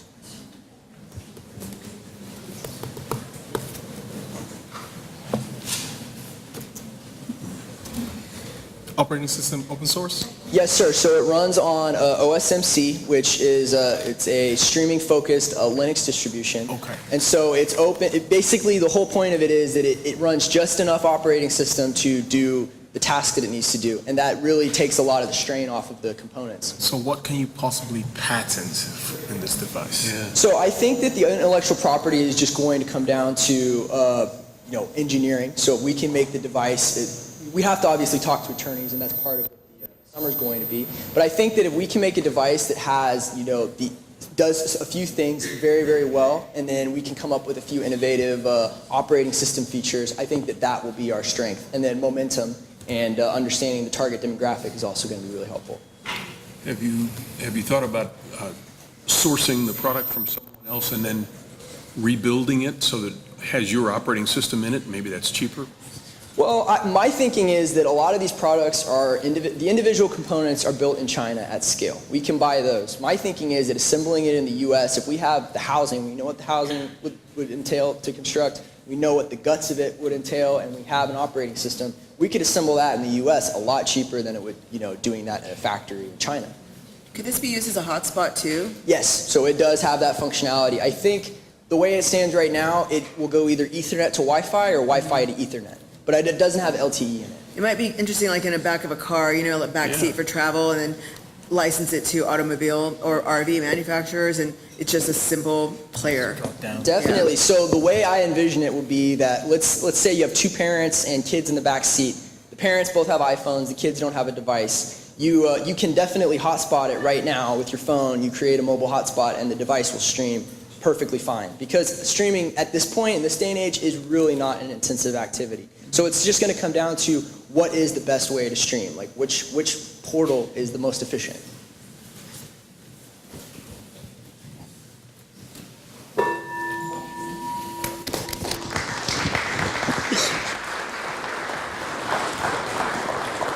Oh, you're good. Pass it on to the next team. So you may be wondering, what do majors in mathematical finance, biochemistry, molecular biology, and art history all have in common? Exactly. They all met in entrepreneurship hall here at Trinity University. Next up, Hartful. I fell in love with art at a young age, but I had no idea where that journey would take me. In high school, I volunteered at the Dallas Museum of Art as a teen ambassador, where I would lead group tours and activities. One day, a group of individuals with special needs came for a tour, and I was lucky enough to be one of their guides. As we went from piece to piece, I could tell that they were paying attention to pretty much everything but the art. We ended the tour with an abstract piece that was pretty hard to understand. However, I laid out fabric pieces that matched some of the shapes in the painting and asked the group to recreate it. I was amazed at how they instantly became more engaged and excited to talk about the piece. They worked together to complete the task and proudly took a picture when they were finished. It was in this moment that I understood the power of art. Hartful is a nonprofit organization that aims to provide all people the opportunity to engage with art, regardless of age or disability. We also seek to provide a path for local artists to collaborate with the special needs community. There is a large group of individuals in our immediate area whose lives may be positively improved by Hartful's unique experience.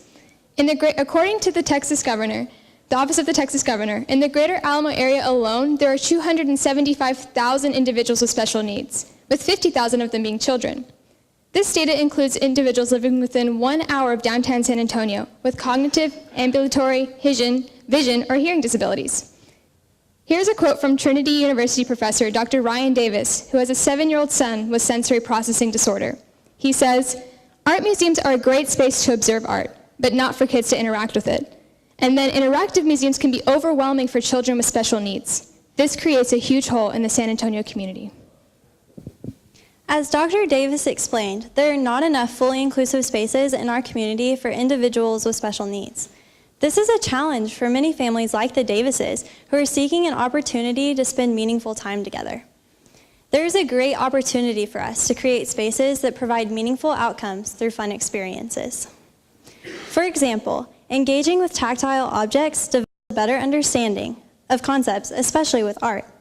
Art education is a necessary component to fostering empathy and cultural awareness. Art is all around us, and recognizing its value provides us with unique perspectives of the world. Through interactive art pieces, we will create a space that allows all people to engage with art and others in a safe and educational environment. Our art displays will serve as a form of art therapy by encouraging visitors to express his or her thoughts and feelings while promoting self-esteem and communication skills. While Hartful will allow patrons to interact physically with each piece, it will also serve as a medium for our education. In our Starry Night marble maze, individuals trace the swirls of Van Gogh's most famous painting, mimicking his impressionistic style. With this piece, an individual is able to work alone, with a parent, or while making new friends. By interacting with this piece, a parent and their child who is nonverbal are able to interact in a new way. In our color-inspired mobile, individuals develop motor skills as they work together to balance the piece. With this piece, individuals are able to develop teamwork and self-esteem as they compete to balance all of their pieces onto the mobile. We have 4 phases necessary to execute our mission. Our first phase is our research and development phase, where we'll be testing our prototypes. By the summer, we will have tested our prototypes in autism clinics, special needs classrooms, facilities that provide resources for adults with special needs, and hopefully a few museums. We've already begun meeting with special educators and potential nonprofit partners, such as the Museum, and we have scheduled our prototype testing in April at the ARC of San Antonio and the Autism Treatment Center. The observational, qualitative, and quantitative data that we collect from these experiences will allow us to determine how effectively our pieces encourage adults and children with special needs to interact with each piece and each other. Using the data we collect from our R&D phase, we will begin to work with local artists and exhibit engineers to develop unique art pieces that are capable of positively impacting those with special needs. While artists will be the primary designers of these works, our team will be working closely with them to ensure that each piece serves a specific purpose in achieving our mission. While artists will donate their time to the creation of a piece, they'll have the option of either referring it to an exhibit engineer to be built or to create it themselves. This will be a great opportunity for artists to gain exposure through charitable work. Now, we recognize the cost associated with the development of our art pieces, so we've begun exploring diverse sources of revenue, such as state and local grants, private family foundations, and corporate or individual sponsorships. Donors will sponsor an artist in the creation of their art piece, and each donor will be thanked by being featured in our exhibit in some capacity, whether that's a logo or an acknowledgement, such as, "This piece was made possible by," and we will also give thanks to our donors by providing them each with their own small interactive artwork of their own. Once we have enough art pieces, we will have a showcase event to present our exhibit to the community. This showcase event will give us an opportunity to thank our donors, to raise more money, and to gain traction for our concept. To market this event, we will put pop-up exhibits in locations around San Antonio, such as the Pearl, La Villita, and the Brick. After our showcase event, we will have made the connections necessary to launch a traveling exhibit. In this traveling exhibit, we will take it to local autism centers and centers that provide resources for individuals with special needs. We also hope to create a semi-permanent space in a local museum or gallery where we can showcase our work. These partnerships with local organizations will be mutually beneficial, as they give us an opportunity to share our work, while we give them an opportunity to bring an innovative exhibit to their facility. Ultimately, we want to get as many people on board with our plan and our mission. On February 23rd, we launched a Facebook and a GoFundMe. We had the goal of raising $1,000 to cover early startup costs and to develop our first minimum viable product. People got on board quickly, as we not only raised $1,000 in 5 days, but as of today, we've raised 150% of our goal. Each person in this room can be part of this journey with us. You can join us by donating on our Facebook page at facebook.com/GoHeartful. We recognize the importance of sustainability and financial legitimacy for nonprofit ventures. After speaking with our mentors who currently work in the nonprofit field, we are seeking to operate under a fiscal sponsor rather than obtaining 501c3 status right away. This will allow us to focus our resources on making an immediate community impact, and in the short run, it will provide our donors with confidence that their contributions are being managed effectively. If we become finalists, the $5,000 will primarily go toward exhibit materials and production. We plan to use $3,000 on research and development for our Starry Night Marble Maze prototype. This will allow us to explore the universal attributes necessary for future art pieces. We plan to use $500 on transportation and storage for our prototypes, then $750 on the development of our final product, Starry Night Marble Maze. And the last $750 will go toward website design, because as we get Heartful's name out in the community, we want to establish a digital presence. This $5,000 will enable us to get our final Starry Night Marble Maze in the hands of people with special needs. It will also allow us to begin designing future works of art. This will be essential in demonstrating to potential donors that the Heartful team is dedicated to our mission. I have been dreaming about Heartful for a long time, and now that I have the opportunity to turn my dream into a reality, I will stop at nothing to make it happen. I never would have imagined that an art major, a biochem major, and a mathematical finance major would be working together to make a difference in this community. This is our current board of directors. While the current board is capable of executing our mission, we recognize our similarities and the value of adding additional board members of diverse experience, age, and expertise. As we expand our board of directors, we hope to include engineers, people with previous nonprofit experience, and special educators or psychologists. The Hartful team is mission-driven, and we are dedicated to helping this community, but we need your help to make it a reality. To help improve the lives of the 275,000 individuals living with special needs in our community, we need you to help us be Hartful. Thank you.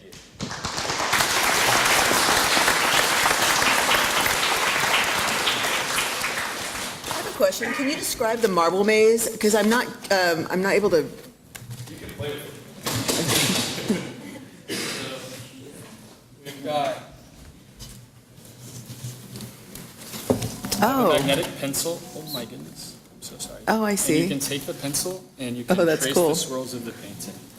And you all can play with it. Oh, yeah. That's awesome. Each piece that we design is going to have a specific purpose in mind. So for this one in particular, as we mentioned before, the purpose is to allow a parent and a child who may be nonverbal to communicate in a new way. And when we're testing this prototype in April in just a few weeks, we will be creating our outcome measurement methodology and effective survey tools that will be essential in ensuring that each piece serves a specific purpose in achieving our mission and also serving a public good. I had, I guess, a question or an observation. It's like you have two completely different businesses here. Have you thought about this? You could build a business just on the building of the art objects and then source those art objects to a variety of different places. Or you could build a business more like you've described, which is to make it local, make it involved with the organizations that care about having those, and just focus on that. It seems like you might want to pick one or the other. Yeah, so we see the potential in, selling products like this marble maze to schools and, art therapists all around. We see the potential, but our focus is, to provide this art experience for the special needs community. And we believe that we can best do that in this community by focusing on these traveling exhibits that can go around to schools, to classrooms, hospitals, facilities that provide for people with special needs. So that may be in our future, but right now we want to make that impact in the best way possible, and we think that's how we can do it. But to make your local impact even more substantial, you might just go out and source other products that already exist. Yes, sir. And bring them here. Yes, sir. On that note, I was wondering if, I know you're still in the R&D process, but if you have an idea of the type of costs associated with developing a product like this and the others that you plan to develop. I'm the money guy. So to finalize a product like that, we expect it to cost about $5,000, give or take. Some things might be larger, might cost more. Some things might be smaller, might cost less. So we'll see what that looks like, but we expect it to be about $5,000. As a revenue stream, like with our potential partners, they have said that once we have a traveling exhibit that they would be willing to pay to bring that to their facility. So that will be a potential revenue source, but in the short run, we'll need to raise money to actually design this exhibit. And to clarify my understanding, so is this a traveling exhibit and this is the only one at this point, or are there multiples of these that are in different locations? So this one, once we are able to create a much bigger, improved version of it, that one's not going to exist anymore. So essentially we would have that quadruple the size. So that multiple people can engage with it at the same time. I mean, you probably noticed it was kind of difficult for both of you to play with it at the same time. So it would be on a much larger scale. And we also plan to put it on kind of one of those TV things so you can move it up and down. So for a child who is much smaller, maybe 3 years old, you can pull it down, easy to reach. Or someone who is a lot taller, you can move it up. So that would be the more like semi-permanent version of it, but we can also have it on a large board like that one to make it easier to travel with. Yeah, and when we're taking this to different specialized centers, like literally April 9th and April 13th, we fully expect this prototype to have some adjustments. Like in no way is this our final form. When we go to these centers, we'll be able to see, okay, what do we need to change? And that's why we were investing so much time and money into our research and development process. You know, there's a show every year that takes place. I can't remember what it's called, but it's for blind. I can't remember. Her name escapes me. But every year they do a show where she gets artists and they make art that is specifically designed for blind people. Have you looked at that or seen any of the art that came out of that show? Because my one criticism of this one that stuck out right away from the get-go is that it's so smooth, because everybody knows the real Vincent van Goghs. The part of the value of seeing a Van Gogh for everybody, no matter what disability, he himself had a disability, and he is the artist, is that you see the brush marks. And so that, to me, that struck out immediately was how smooth it was and how much it was not like a Vincent. It almost kind of dulls and mutes the real power of the piece. So I would be very careful with that, because that's huge, especially for people in the arts community they're going to ding you on that. And that's definitely true, Yeah. and thank you for pointing that out. But as we continue to work with local artists, which is in our near future, we hope to have their input on our prototypes and they will be actively involved in the creation of the piece. And so we're really excited about that, because not only we get to use our creative skills, but also the local artists, and we get to think of ways, okay, how is the special needs community going to enjoy this, and what purpose will it serve for them specifically? And back to what you were saying about Art for the Blind, which is an event that you said here in San Antonio.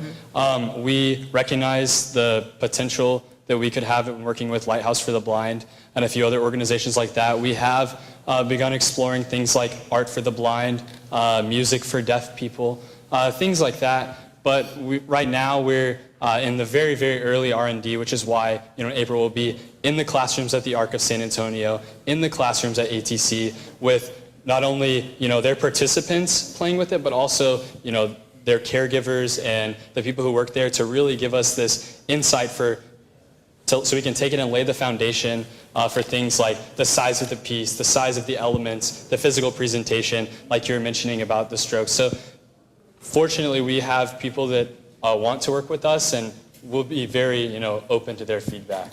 Also, like if you were to talk to the director of SAMA, San Antonio Museum of Art, or the McNay, they strive already for accessibility. So it'd be an interesting conversation to have, because part of what you propose kind of presupposes that they don't. So that's another kind of a touchy area as well, because they really strive to make it inclusive. That's one of the missions that almost every institution has, to make it accessible to as many people as possible.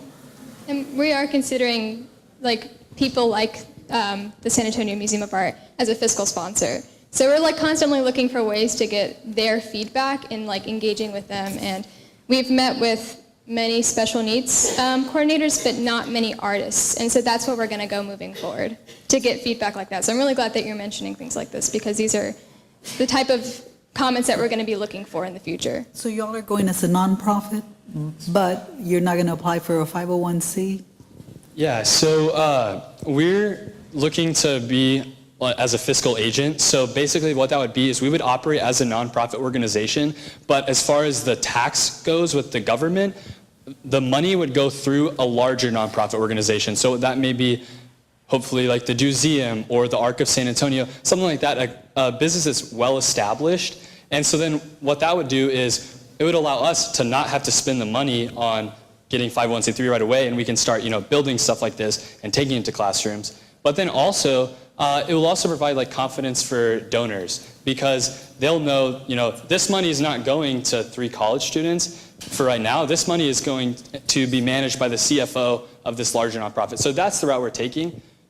Donors will still get that tax write-off, but the money will not be going to us, but the money will be used by us. Have you considered having the products, or the art, I should say, manufactured by the participants themselves as part of your umbrella of what you do, rather than manufacture an object that you kind of push out for them to, it's a little, I'll say it's a little tiny bit patronizing, because you have to remember some of the very best artists in the world had disabilities themselves. So maybe having a program to where they are actually making the art with you as part of what you do. Yes, and that's definitely a source, a means of creating these pieces that we've considered, and we want that to happen. For now, we want to be able to ensure that these pieces will make an impact. So that's why we're testing them and making sure that these do have a specific outcome. It's not just a toy to play with, but something good will come out of it. And then once we have that established, that's definitely the direction that I all acknowledge that we need to go towards in order to resolve those issues.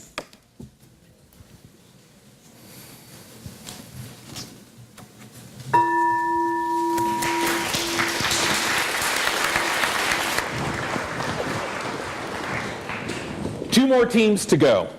It's very exciting here at Trinity because not only do first-year students get an opportunity to sort of launch their companies, but also students literally in their first semester here at Trinity getting ready to launch a business. Now, what's exciting about the next team is that some of you might be aware that at Trinity we have kind of an annual sort of April Fool's joke that we pull off. And a couple of years ago, we had sort of an April Fool's joke about how Trinity was going to launch a drone company with drone delivery. Well, this next company, Spotter, is no joke. Please help me welcome Spotter to the stage.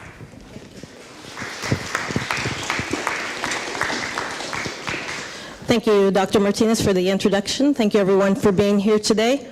My name is Tiffany Perez, and I'm the founder of Spotter. And there we go. There we go. All right. And I'm the founder of Spotter, and to tell you a little bit about how Spotter came to be, in 2014, I exited the military. I'm a veteran of the United States Coast Guard, and I went to study for my Associate of Arts in Photography. And around 2018, I graduated. I'm just trying to get the dates right here. And throughout my studies and my experience in photography, I noticed as I was out there, photography itself was very physically demanding. And at that same period in time in my studies and experience, I was introduced to aerial photography with the use of drones. And so with that, I got curious and I began to do research, and I found different options that were available to use with drones. And so I thought to myself, can I create a company that would be sustainable and use commercial drones in a commercial setting? And that's when the idea of Spotter was born. So ladies and gentlemen, I introduce to you Spotter, Aerial Response Solutions. And Spotter's mission statement is we're an organization that is aiming to perform large-scale inspections of aerial data collection through the use of drones and technology by supplying quality vetted FAA drone pilots. And with that, we say, well, what is the problem? Well, the problem is currently the way things that we're doing right now. For instance, we use traditional methods or helicopters. They go out over oil pipeline to do the inspection. We also have them doing soil and agriculture inspections with helicopters. And when we think about emergency management for search and rescue, we use helicopters to locate survivors as well. So I want you to think that this requires a lot of manpower, cost, and risk factor involved. So what's the solution? Drones. And I'm not talking about the kind of drones like at Walmart or the small ones, you know, that you can fly in your backyard.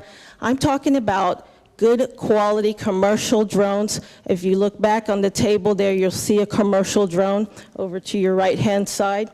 And those drones, you know, are the solution that could, you know, putting quality FAA pilots behind these, they're capable of carrying specialized, for example, thermal imaging cameras attached to do an array of services, and they can largely replace the use of helicopters, thus reducing the cost, and also with manpower and improving safety on that.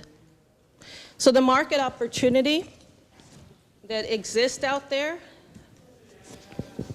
Spotter is aware that, you know, in the sense that the market is flooded with a bunch of real estate aerial photography, but however, there's an array of services that organizations need to be shown how drones can help their business.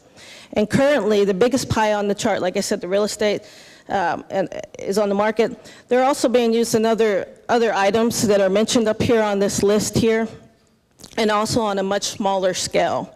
So this leaves a huge opportunity for Spotter, you know, and the steps to be more of like the go-to company for drones, drone services. So not included up here on the list, but one of the things I also want to touch on is emergency management is critical for having a drone be utilized for services there. So in the initial stages of Spotter, just to think about how this works, Spotter is aiming to have the subcontractors, the pilots using fee share agreements at first, and then however, once established, we would have pilots under our wings as an employee base. And based off like their skills and experiences, it would be like a pay-based tiered system for it. So revenue also be generated by contractual agreements with organizations for continuous or individual assignments at a premium above the pay rate to the pilots.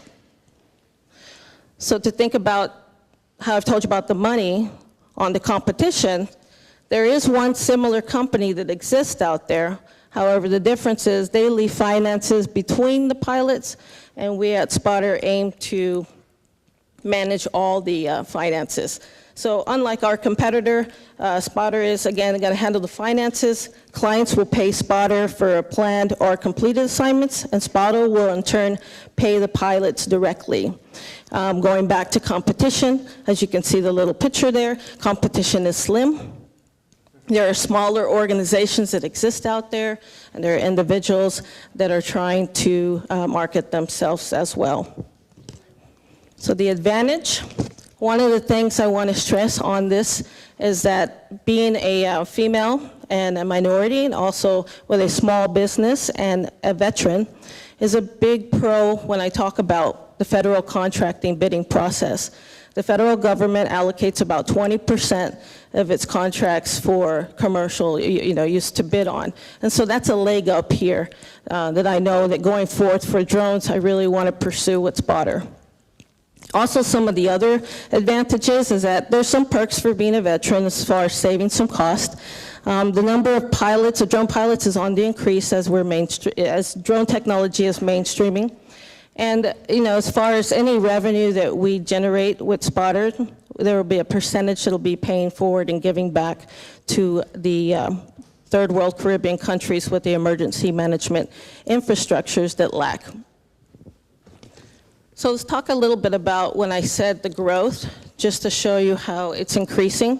If you guys look over at the smallest blue little pole there, in 2017, there were 75,000 pilots that were commercial licensed FAA drone pilots, and that's Federal Aviation Administration. And in 2022, there's projecting to be 300,000 commercially FAA drone pilots. So there's over a 30% growth in the 5-year period here. So, definitely the train, to get on the train is now for this. Let's talk about the possibility here of pursuing and moving on. So like with the seed fund per se, what would I do besides buy pencils and paper and all that? It would be, of course, getting some general business supplies, but shopping for insurances, developing a great website platform, and I've looked at a potential networking events that seem to be very helpful to grow Spotter, and as well as any leftover funds would be for the advertisement purposes. So I thank you, and I thank you for your time, and that's Spotter. Thank you.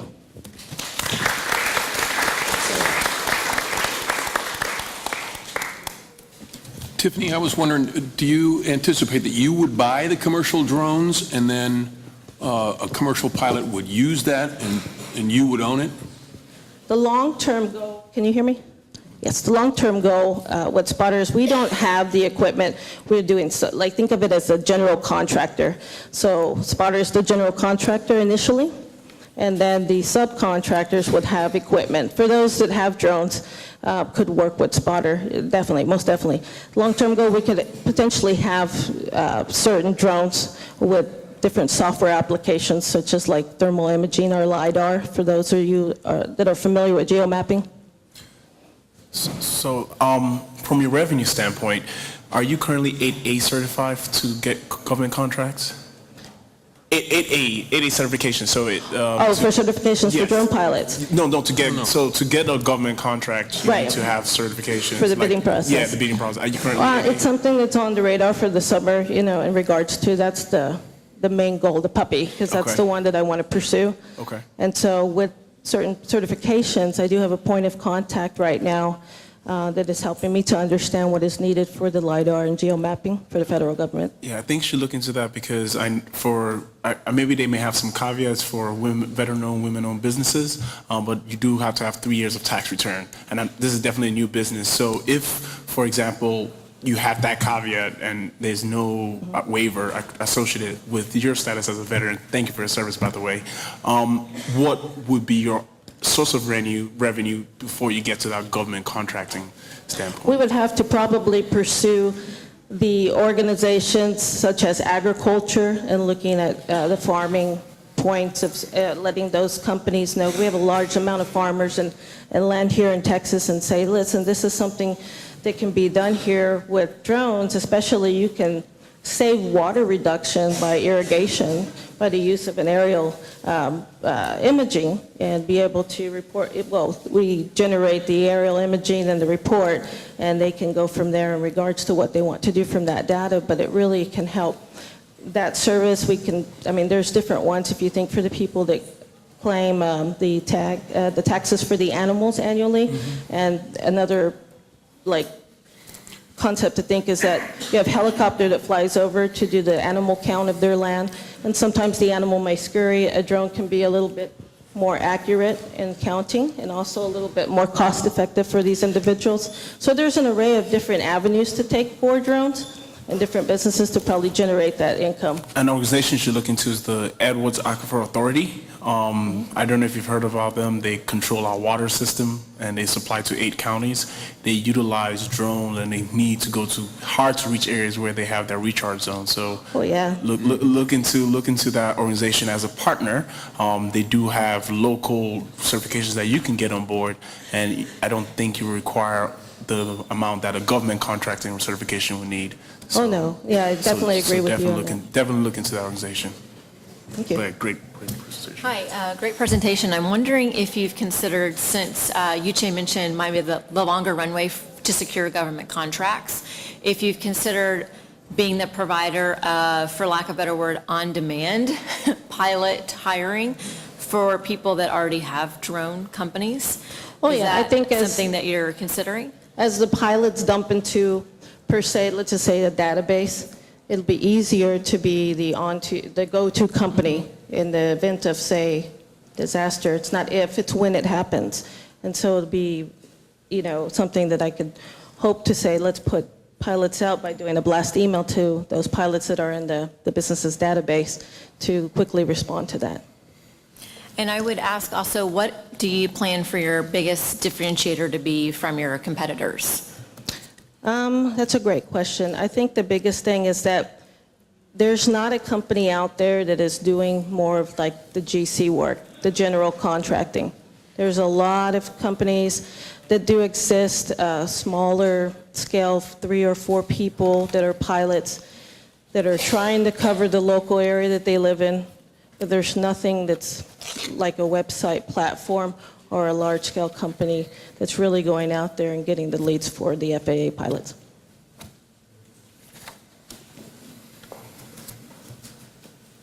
This is just for knowledge sharing. How do you validate a drone pilot is FAA certified? It's a good question. It's a great question, actually. So these pilots that achieve their commercial license, they go out, they take a test. It's called a Part 107. They spend time, and they spend time studying. They go to a testing center to pass a test that the FAA has put out the laws and rules and regulations for that.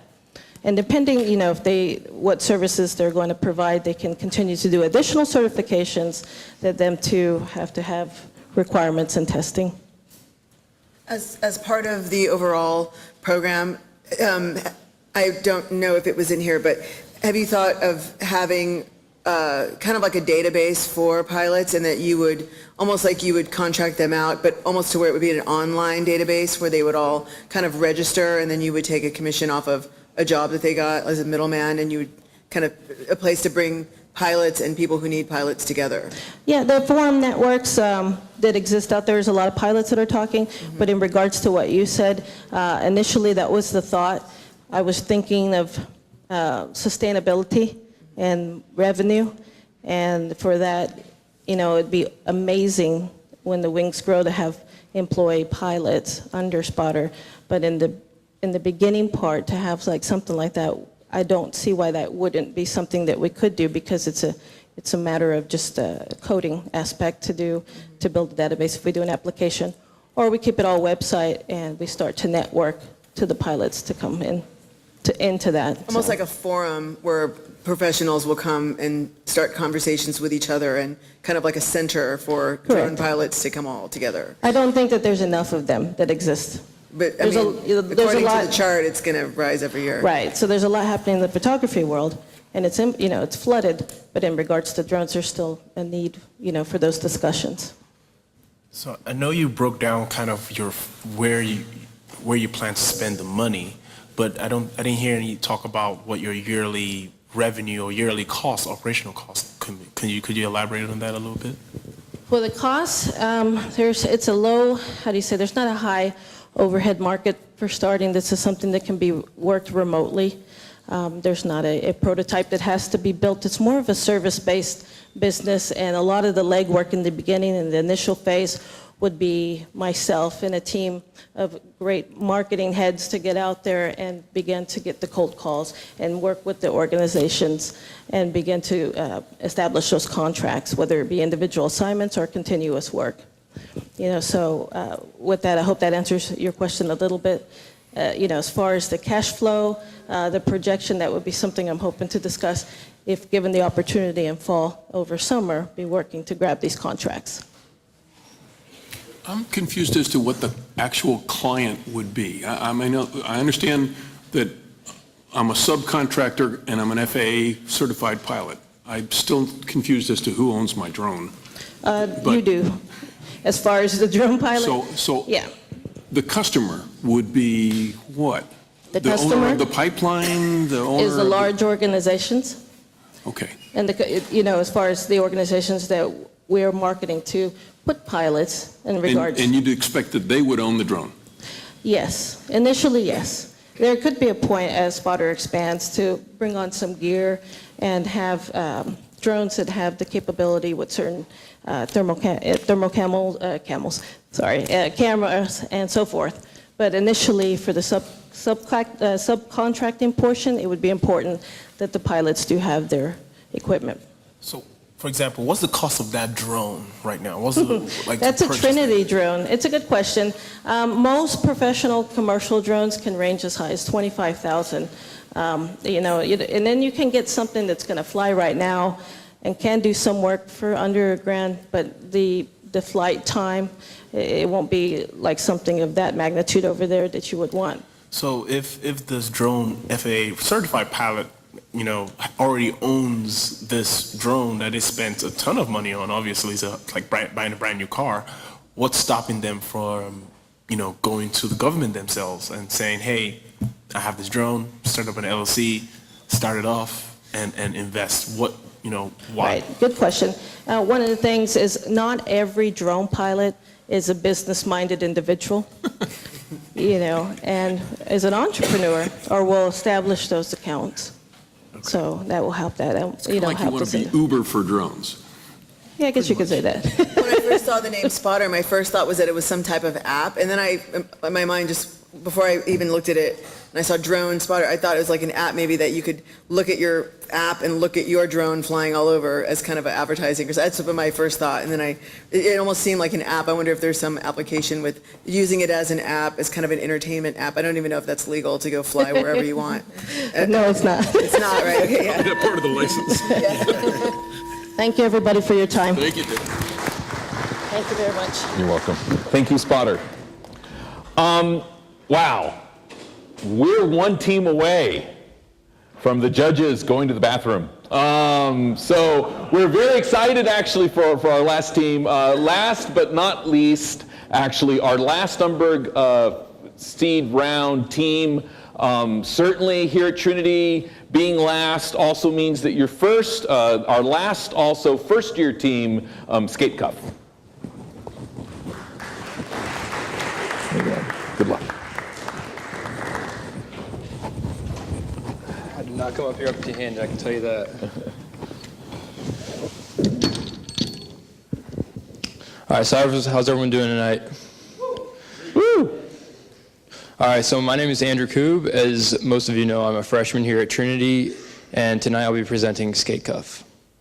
So a little less than a year ago, I was just graduating high school, and I was really looking forward to the opportunities that Trinity provided, and that was independence and freedom from my parents. And so one of the big bombshells they dropped on me right before I left was the fact that I was not going to be able to bring my car. Now, if you want to be independent, one of the big things that is having a mode of transportation. And so I couldn't convince them to change their mind on that, so I started to look for alternatives. And one of the options that really stuck out to me was electric skateboards. So the reason these stuck out to me is because they're a relatively new industry, and they are great for urban environments. Most of them have a top speed around 25 miles an hour and can go as far as 10 miles per charge.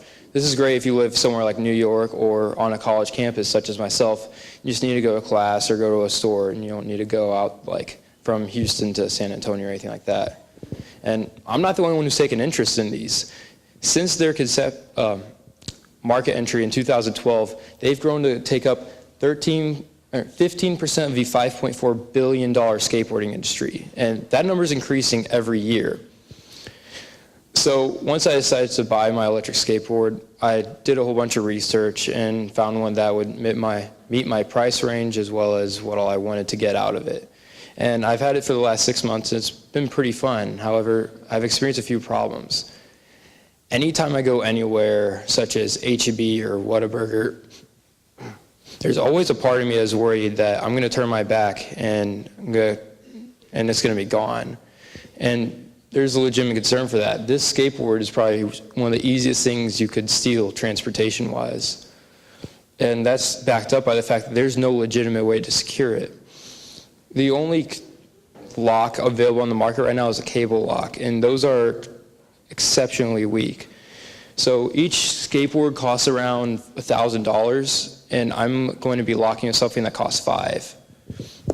And so for a little demonstration on how weak these cable locks are, this is a pair of bolt cutters. You can get these from any hardware store for around $10. So a general thief might go out and get a pair of these.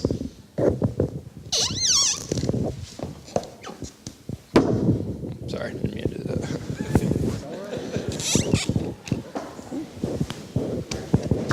Yeah, I might just. So as you can see, in one cut, it already has gone through half of it. That has taken less than a second, and my $1,000 car replacement investment is gone. And so another issue with electric skateboards is the fact that they are ridiculously heavy. I mean, unlike a traditional skateboard, they have motors, batteries, wires, a whole bunch of components that the traditional wooden trucks and deck skateboard doesn't have. Each electric skateboard on average weighs 16.5 pounds. For comparison, imagine carrying around a bag of dog food with you all day from your 8:30 class to 9 o'clock at night when you finish studying. Also imagine that bag of dog food is covered in sandpaper and is dirty because you've been standing on it half of the day. It's not an enjoyable experience, and that's what led me to create Skate Cuff. So here you can see is one of the earlier design drawings of Skate Cuff and how it has come into concept. So Skate Cuff, instead of using a cable lock design, utilizes the U-lock. The U-lock is exceptionally strong. I mean, the CUPD requires that if you have a bike on campus, you use a U-lock. That's because you can't get through a U-lock with a pair of bolt cutters. You need something extremely abrasive to get through, such as an angle grinder. If you're trying to cut through a U-lock in the middle of the night with a tool that you can hear from half a mile away, it's not going to work. Another So this works by allowing the user to lock their skateboard to any fixed object, such as a bike rack or maybe a rail on a stairway. Now, the reason there hasn't been anything like this since then is because traditional U-locks cannot lock to a skateboard. I mean, if you look at the shape of this, it's nothing like a bike, which the U-lock was designed for.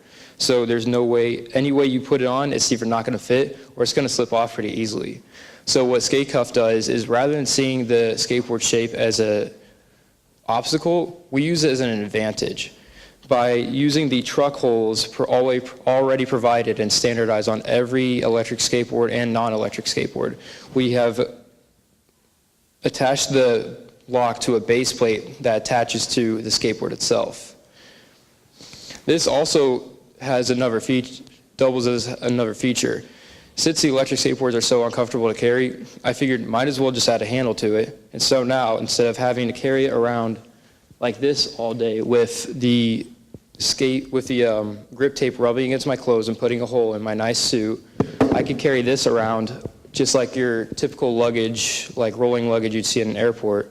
And this takes away all of the weight of the skateboard and makes it to where I don't have to touch the dirty skateboard itself.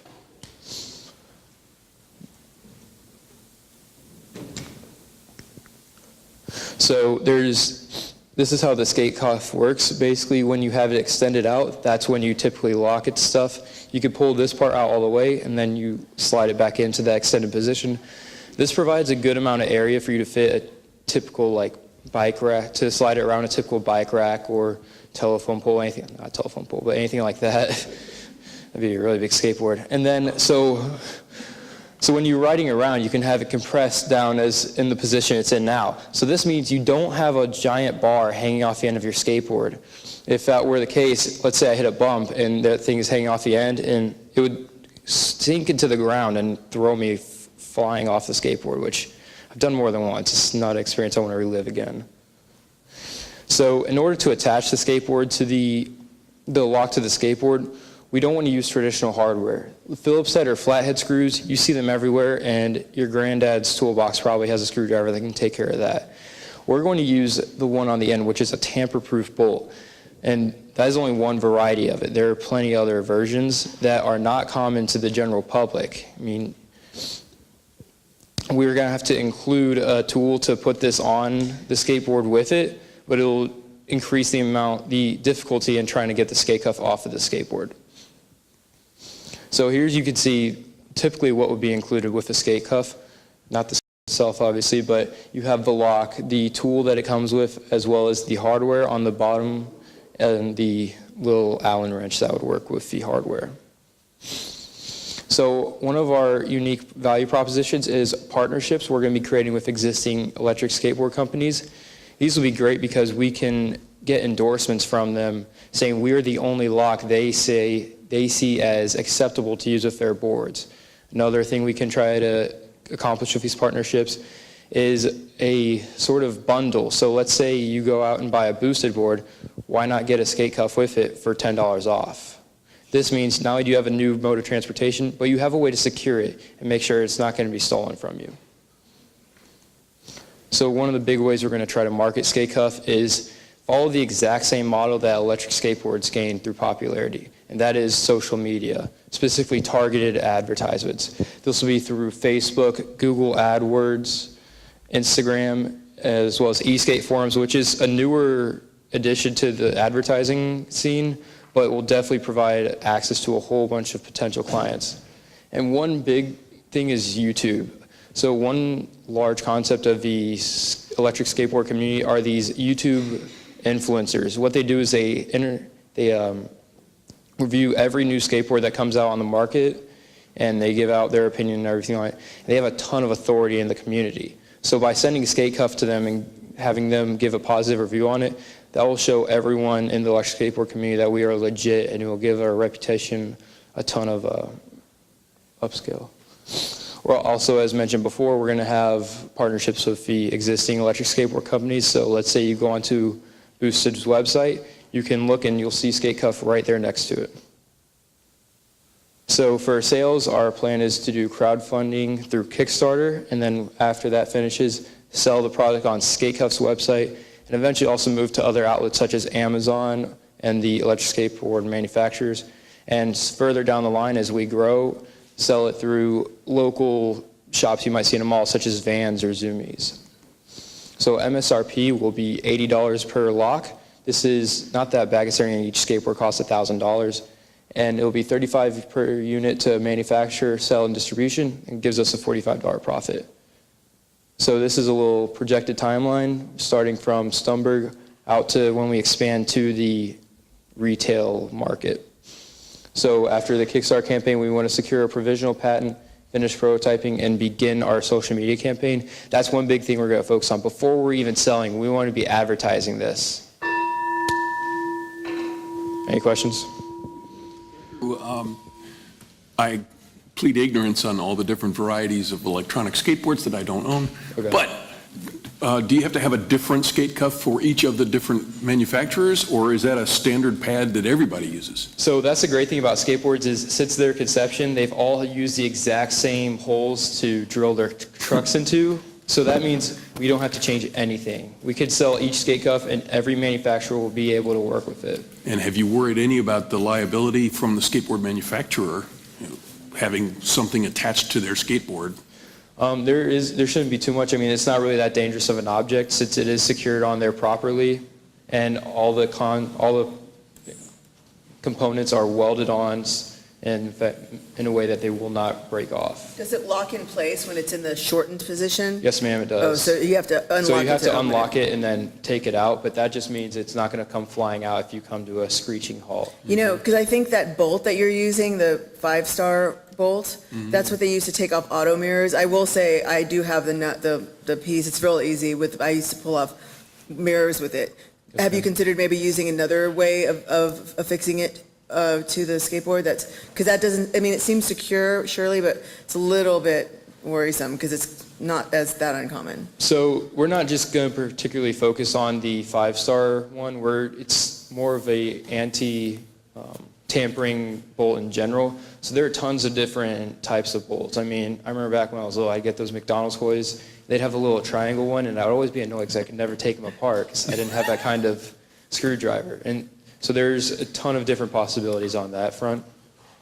Is your product patented? Not yet. We are hoping with the Stumberg money to get a provisional patent and then eventually a full patent. Is it too similar to the kryptonite locks that it may not qualify for a patent? Because the design's really similar. Okay, well, the U-lock design is actually, I've seen a bunch of different companies that have it, and I don't think that should be too much problem. And a lot of the difference comes from the fact that it is bolted onto the plate that is used for the electric skateboard. It's a whole different purpose than the traditional bike lock that you would find. What type of metal is it? So all of it is steel. The lock itself will be more of a higher grade tool steel. So this right here is a traditional mild steel. You can find this at Home Depot, and this couldn't be cut through with that bolt cutter. And not to mention, it's a smaller dimension piece of metal.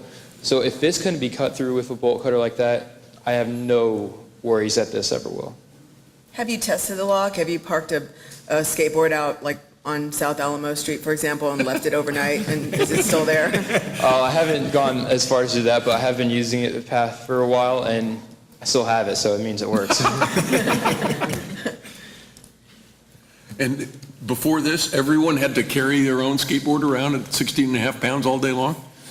Basically, yes, and it's not fun. I mean, they do have those cable locks, but no one wants to secure their $5 lock to a $1,000 skateboard. Even if I just drilled a hole through it, and I guess the problem is... The problem is you could still cut through with a bolt cutter pretty easily. Yeah. Has it been tested? Like, have you tried to jump on it while it's locked to see how strong it is? Because what's the board itself made out of? Because I'm not familiar with that. The board itself is made out of wood, but the main thing the lock itself is secured to is also the trucks, and those are steel and will be much harder to break. I mean, the trucks these use are designed for high impact stuff like going down hills at 30 miles an hour and stuff like that. So how much does the lock weigh? The lock weighs about 1 pound or 2, and while this might seem like it adds weight onto the board, which it does, it also has another benefit. See, the motors on the bottom weigh a ton, and they make the board really off balance when carrying it. And so what the lock does is by putting weight on the front, it acts as a counterbalance and makes it actually a lot easier to carry, surprisingly.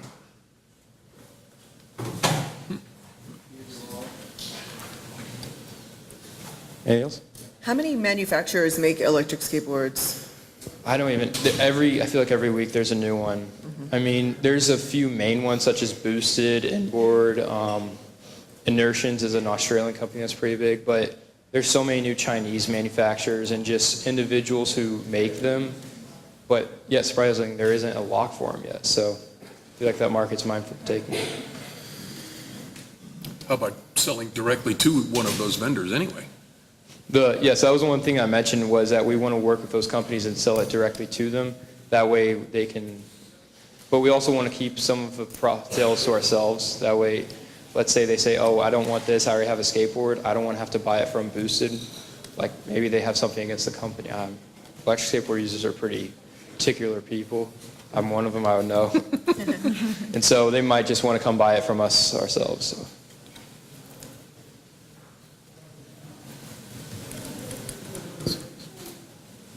What if it was like licensed to another company, like let's say Vans wanted it, and so Vans made a design that was like the checkered design on the plate. You know, have you thought about that? Maybe going with another bigger company as part of their product line? I have. I want to start this on my own first and then see because if I can get a ton of interest in this, that means they'll pay me more versus just starting off saying, here's my idea. Okay, we'll give you $25,000 versus here's my idea. This is what I've done with it. Okay, we'll give you $2 million. Makes sense. Anything else? Right. Thank you. Thank you, Skate Very Shop. good, Andy.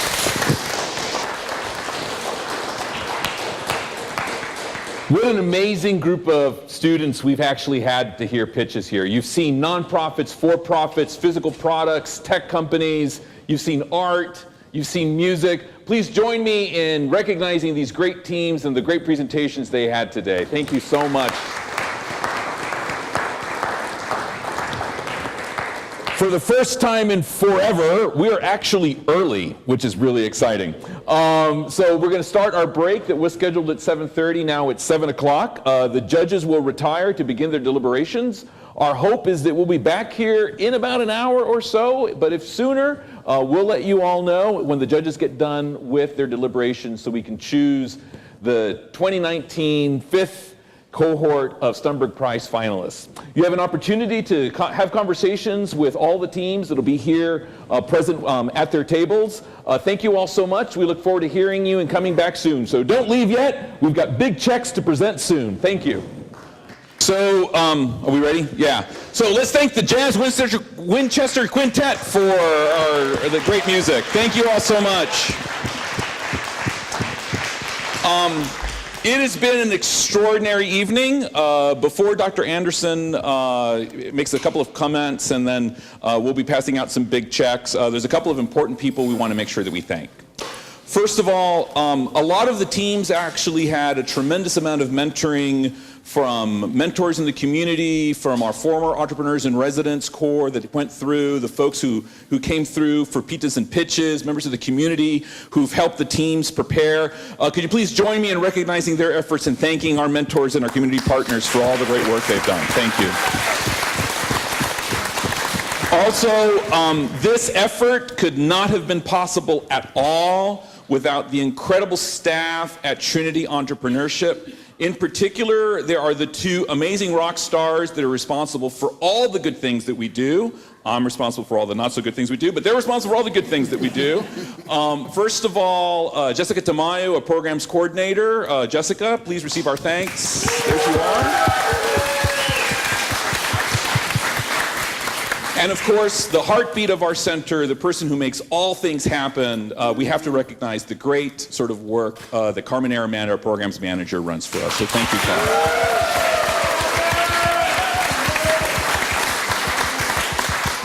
Carmen. So if you please join me in welcoming the president of Trinity University, Dr. Danny Anderson.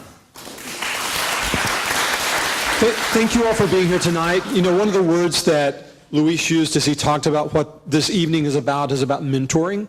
And the bigger way to frame that is there's so much about what is happening at Trinity that deals with experiential learning. How do you help students do the thing that they're studying? And tonight is one of the best examples of that. The reason that we thank our mentors is that we know from so many experiences when a faculty member or a staff member or an alum, an adult who really develops that deep relationship with a student, you sort of help that student who takes him or herself very seriously. They take themselves even more seriously and learn that they can do more than they ever imagined. And I love, as I've walked around at the start of the evening and talked to every one of the teams that is here getting ready to pitch, to think about the ways that they're opening up, to be excited, to think about the limitless world ahead of them. So I congratulate all of the participants on everything they've done. And I also want to give one particular thanks. You know, this event gains momentum. It grows every year, and it's a kind of emblem of all of the energy that I think we have at Trinity. And I just want to really thank Herb Stumberg and his brother Eric. They made this possible, so please join me in thanking them. So I'm going to turn the show back to Luis so we can learn what comes next. And Dr. Anderson, if you can join me on the stage to help pass out these big checks. We've got some big checks to pass out. So before we begin passing out the big checks, there's two other groups I have to recognize. First of all, it was a real hard work for our judges to determine who our 5 finalists were going to be tonight. They spent a tremendous amount of care and effort thinking carefully about the pitches, about the impact that the investment would make, about where these students are. Please join me in thanking all our judges for the great work that they've done today. And last but not least, let us thank all of the student teams that presented. You all were fabulous. You all were absolutely fabulous. Every year, the caliber of the teams that are presenting at the seed competition are just getting stronger and better every year. This year, you all 7 brought it home and did a tremendous amount of job.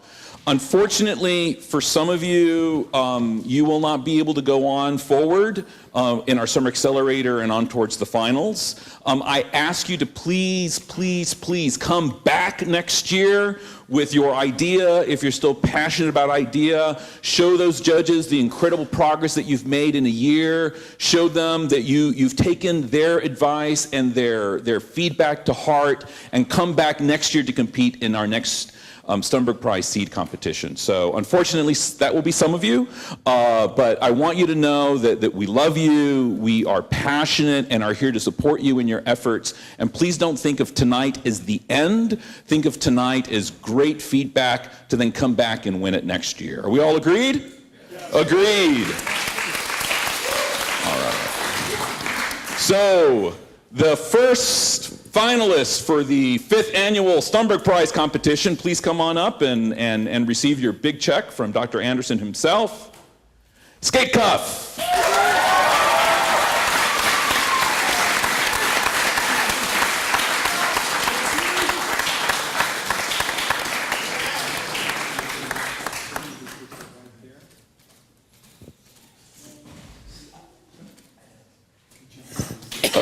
Thank you, Skate Cuff.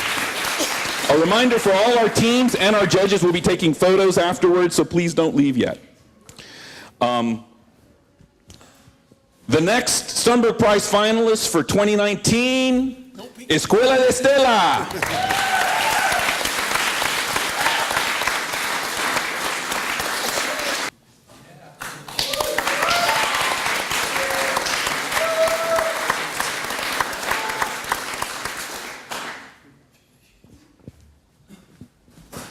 Two down, 5 to go.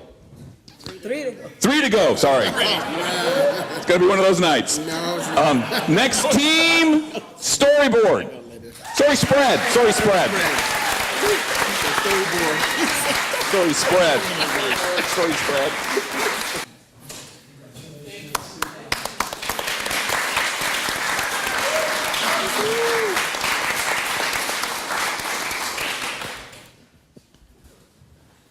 Okay.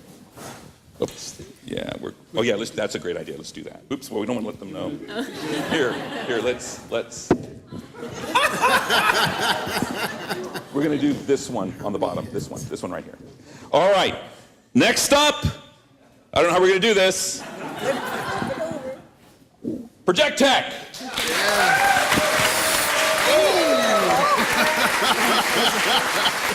There's not enough room on this stage. It's awful big when there's only one of us up here.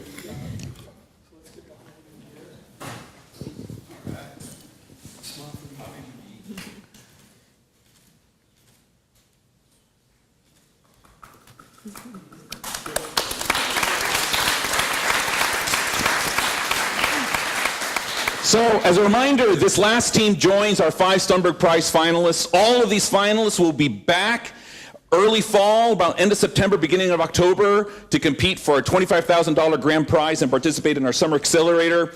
The last Stumberg Prize finalist for 2019 in our 5th annual Stumberg Prize is Heartful.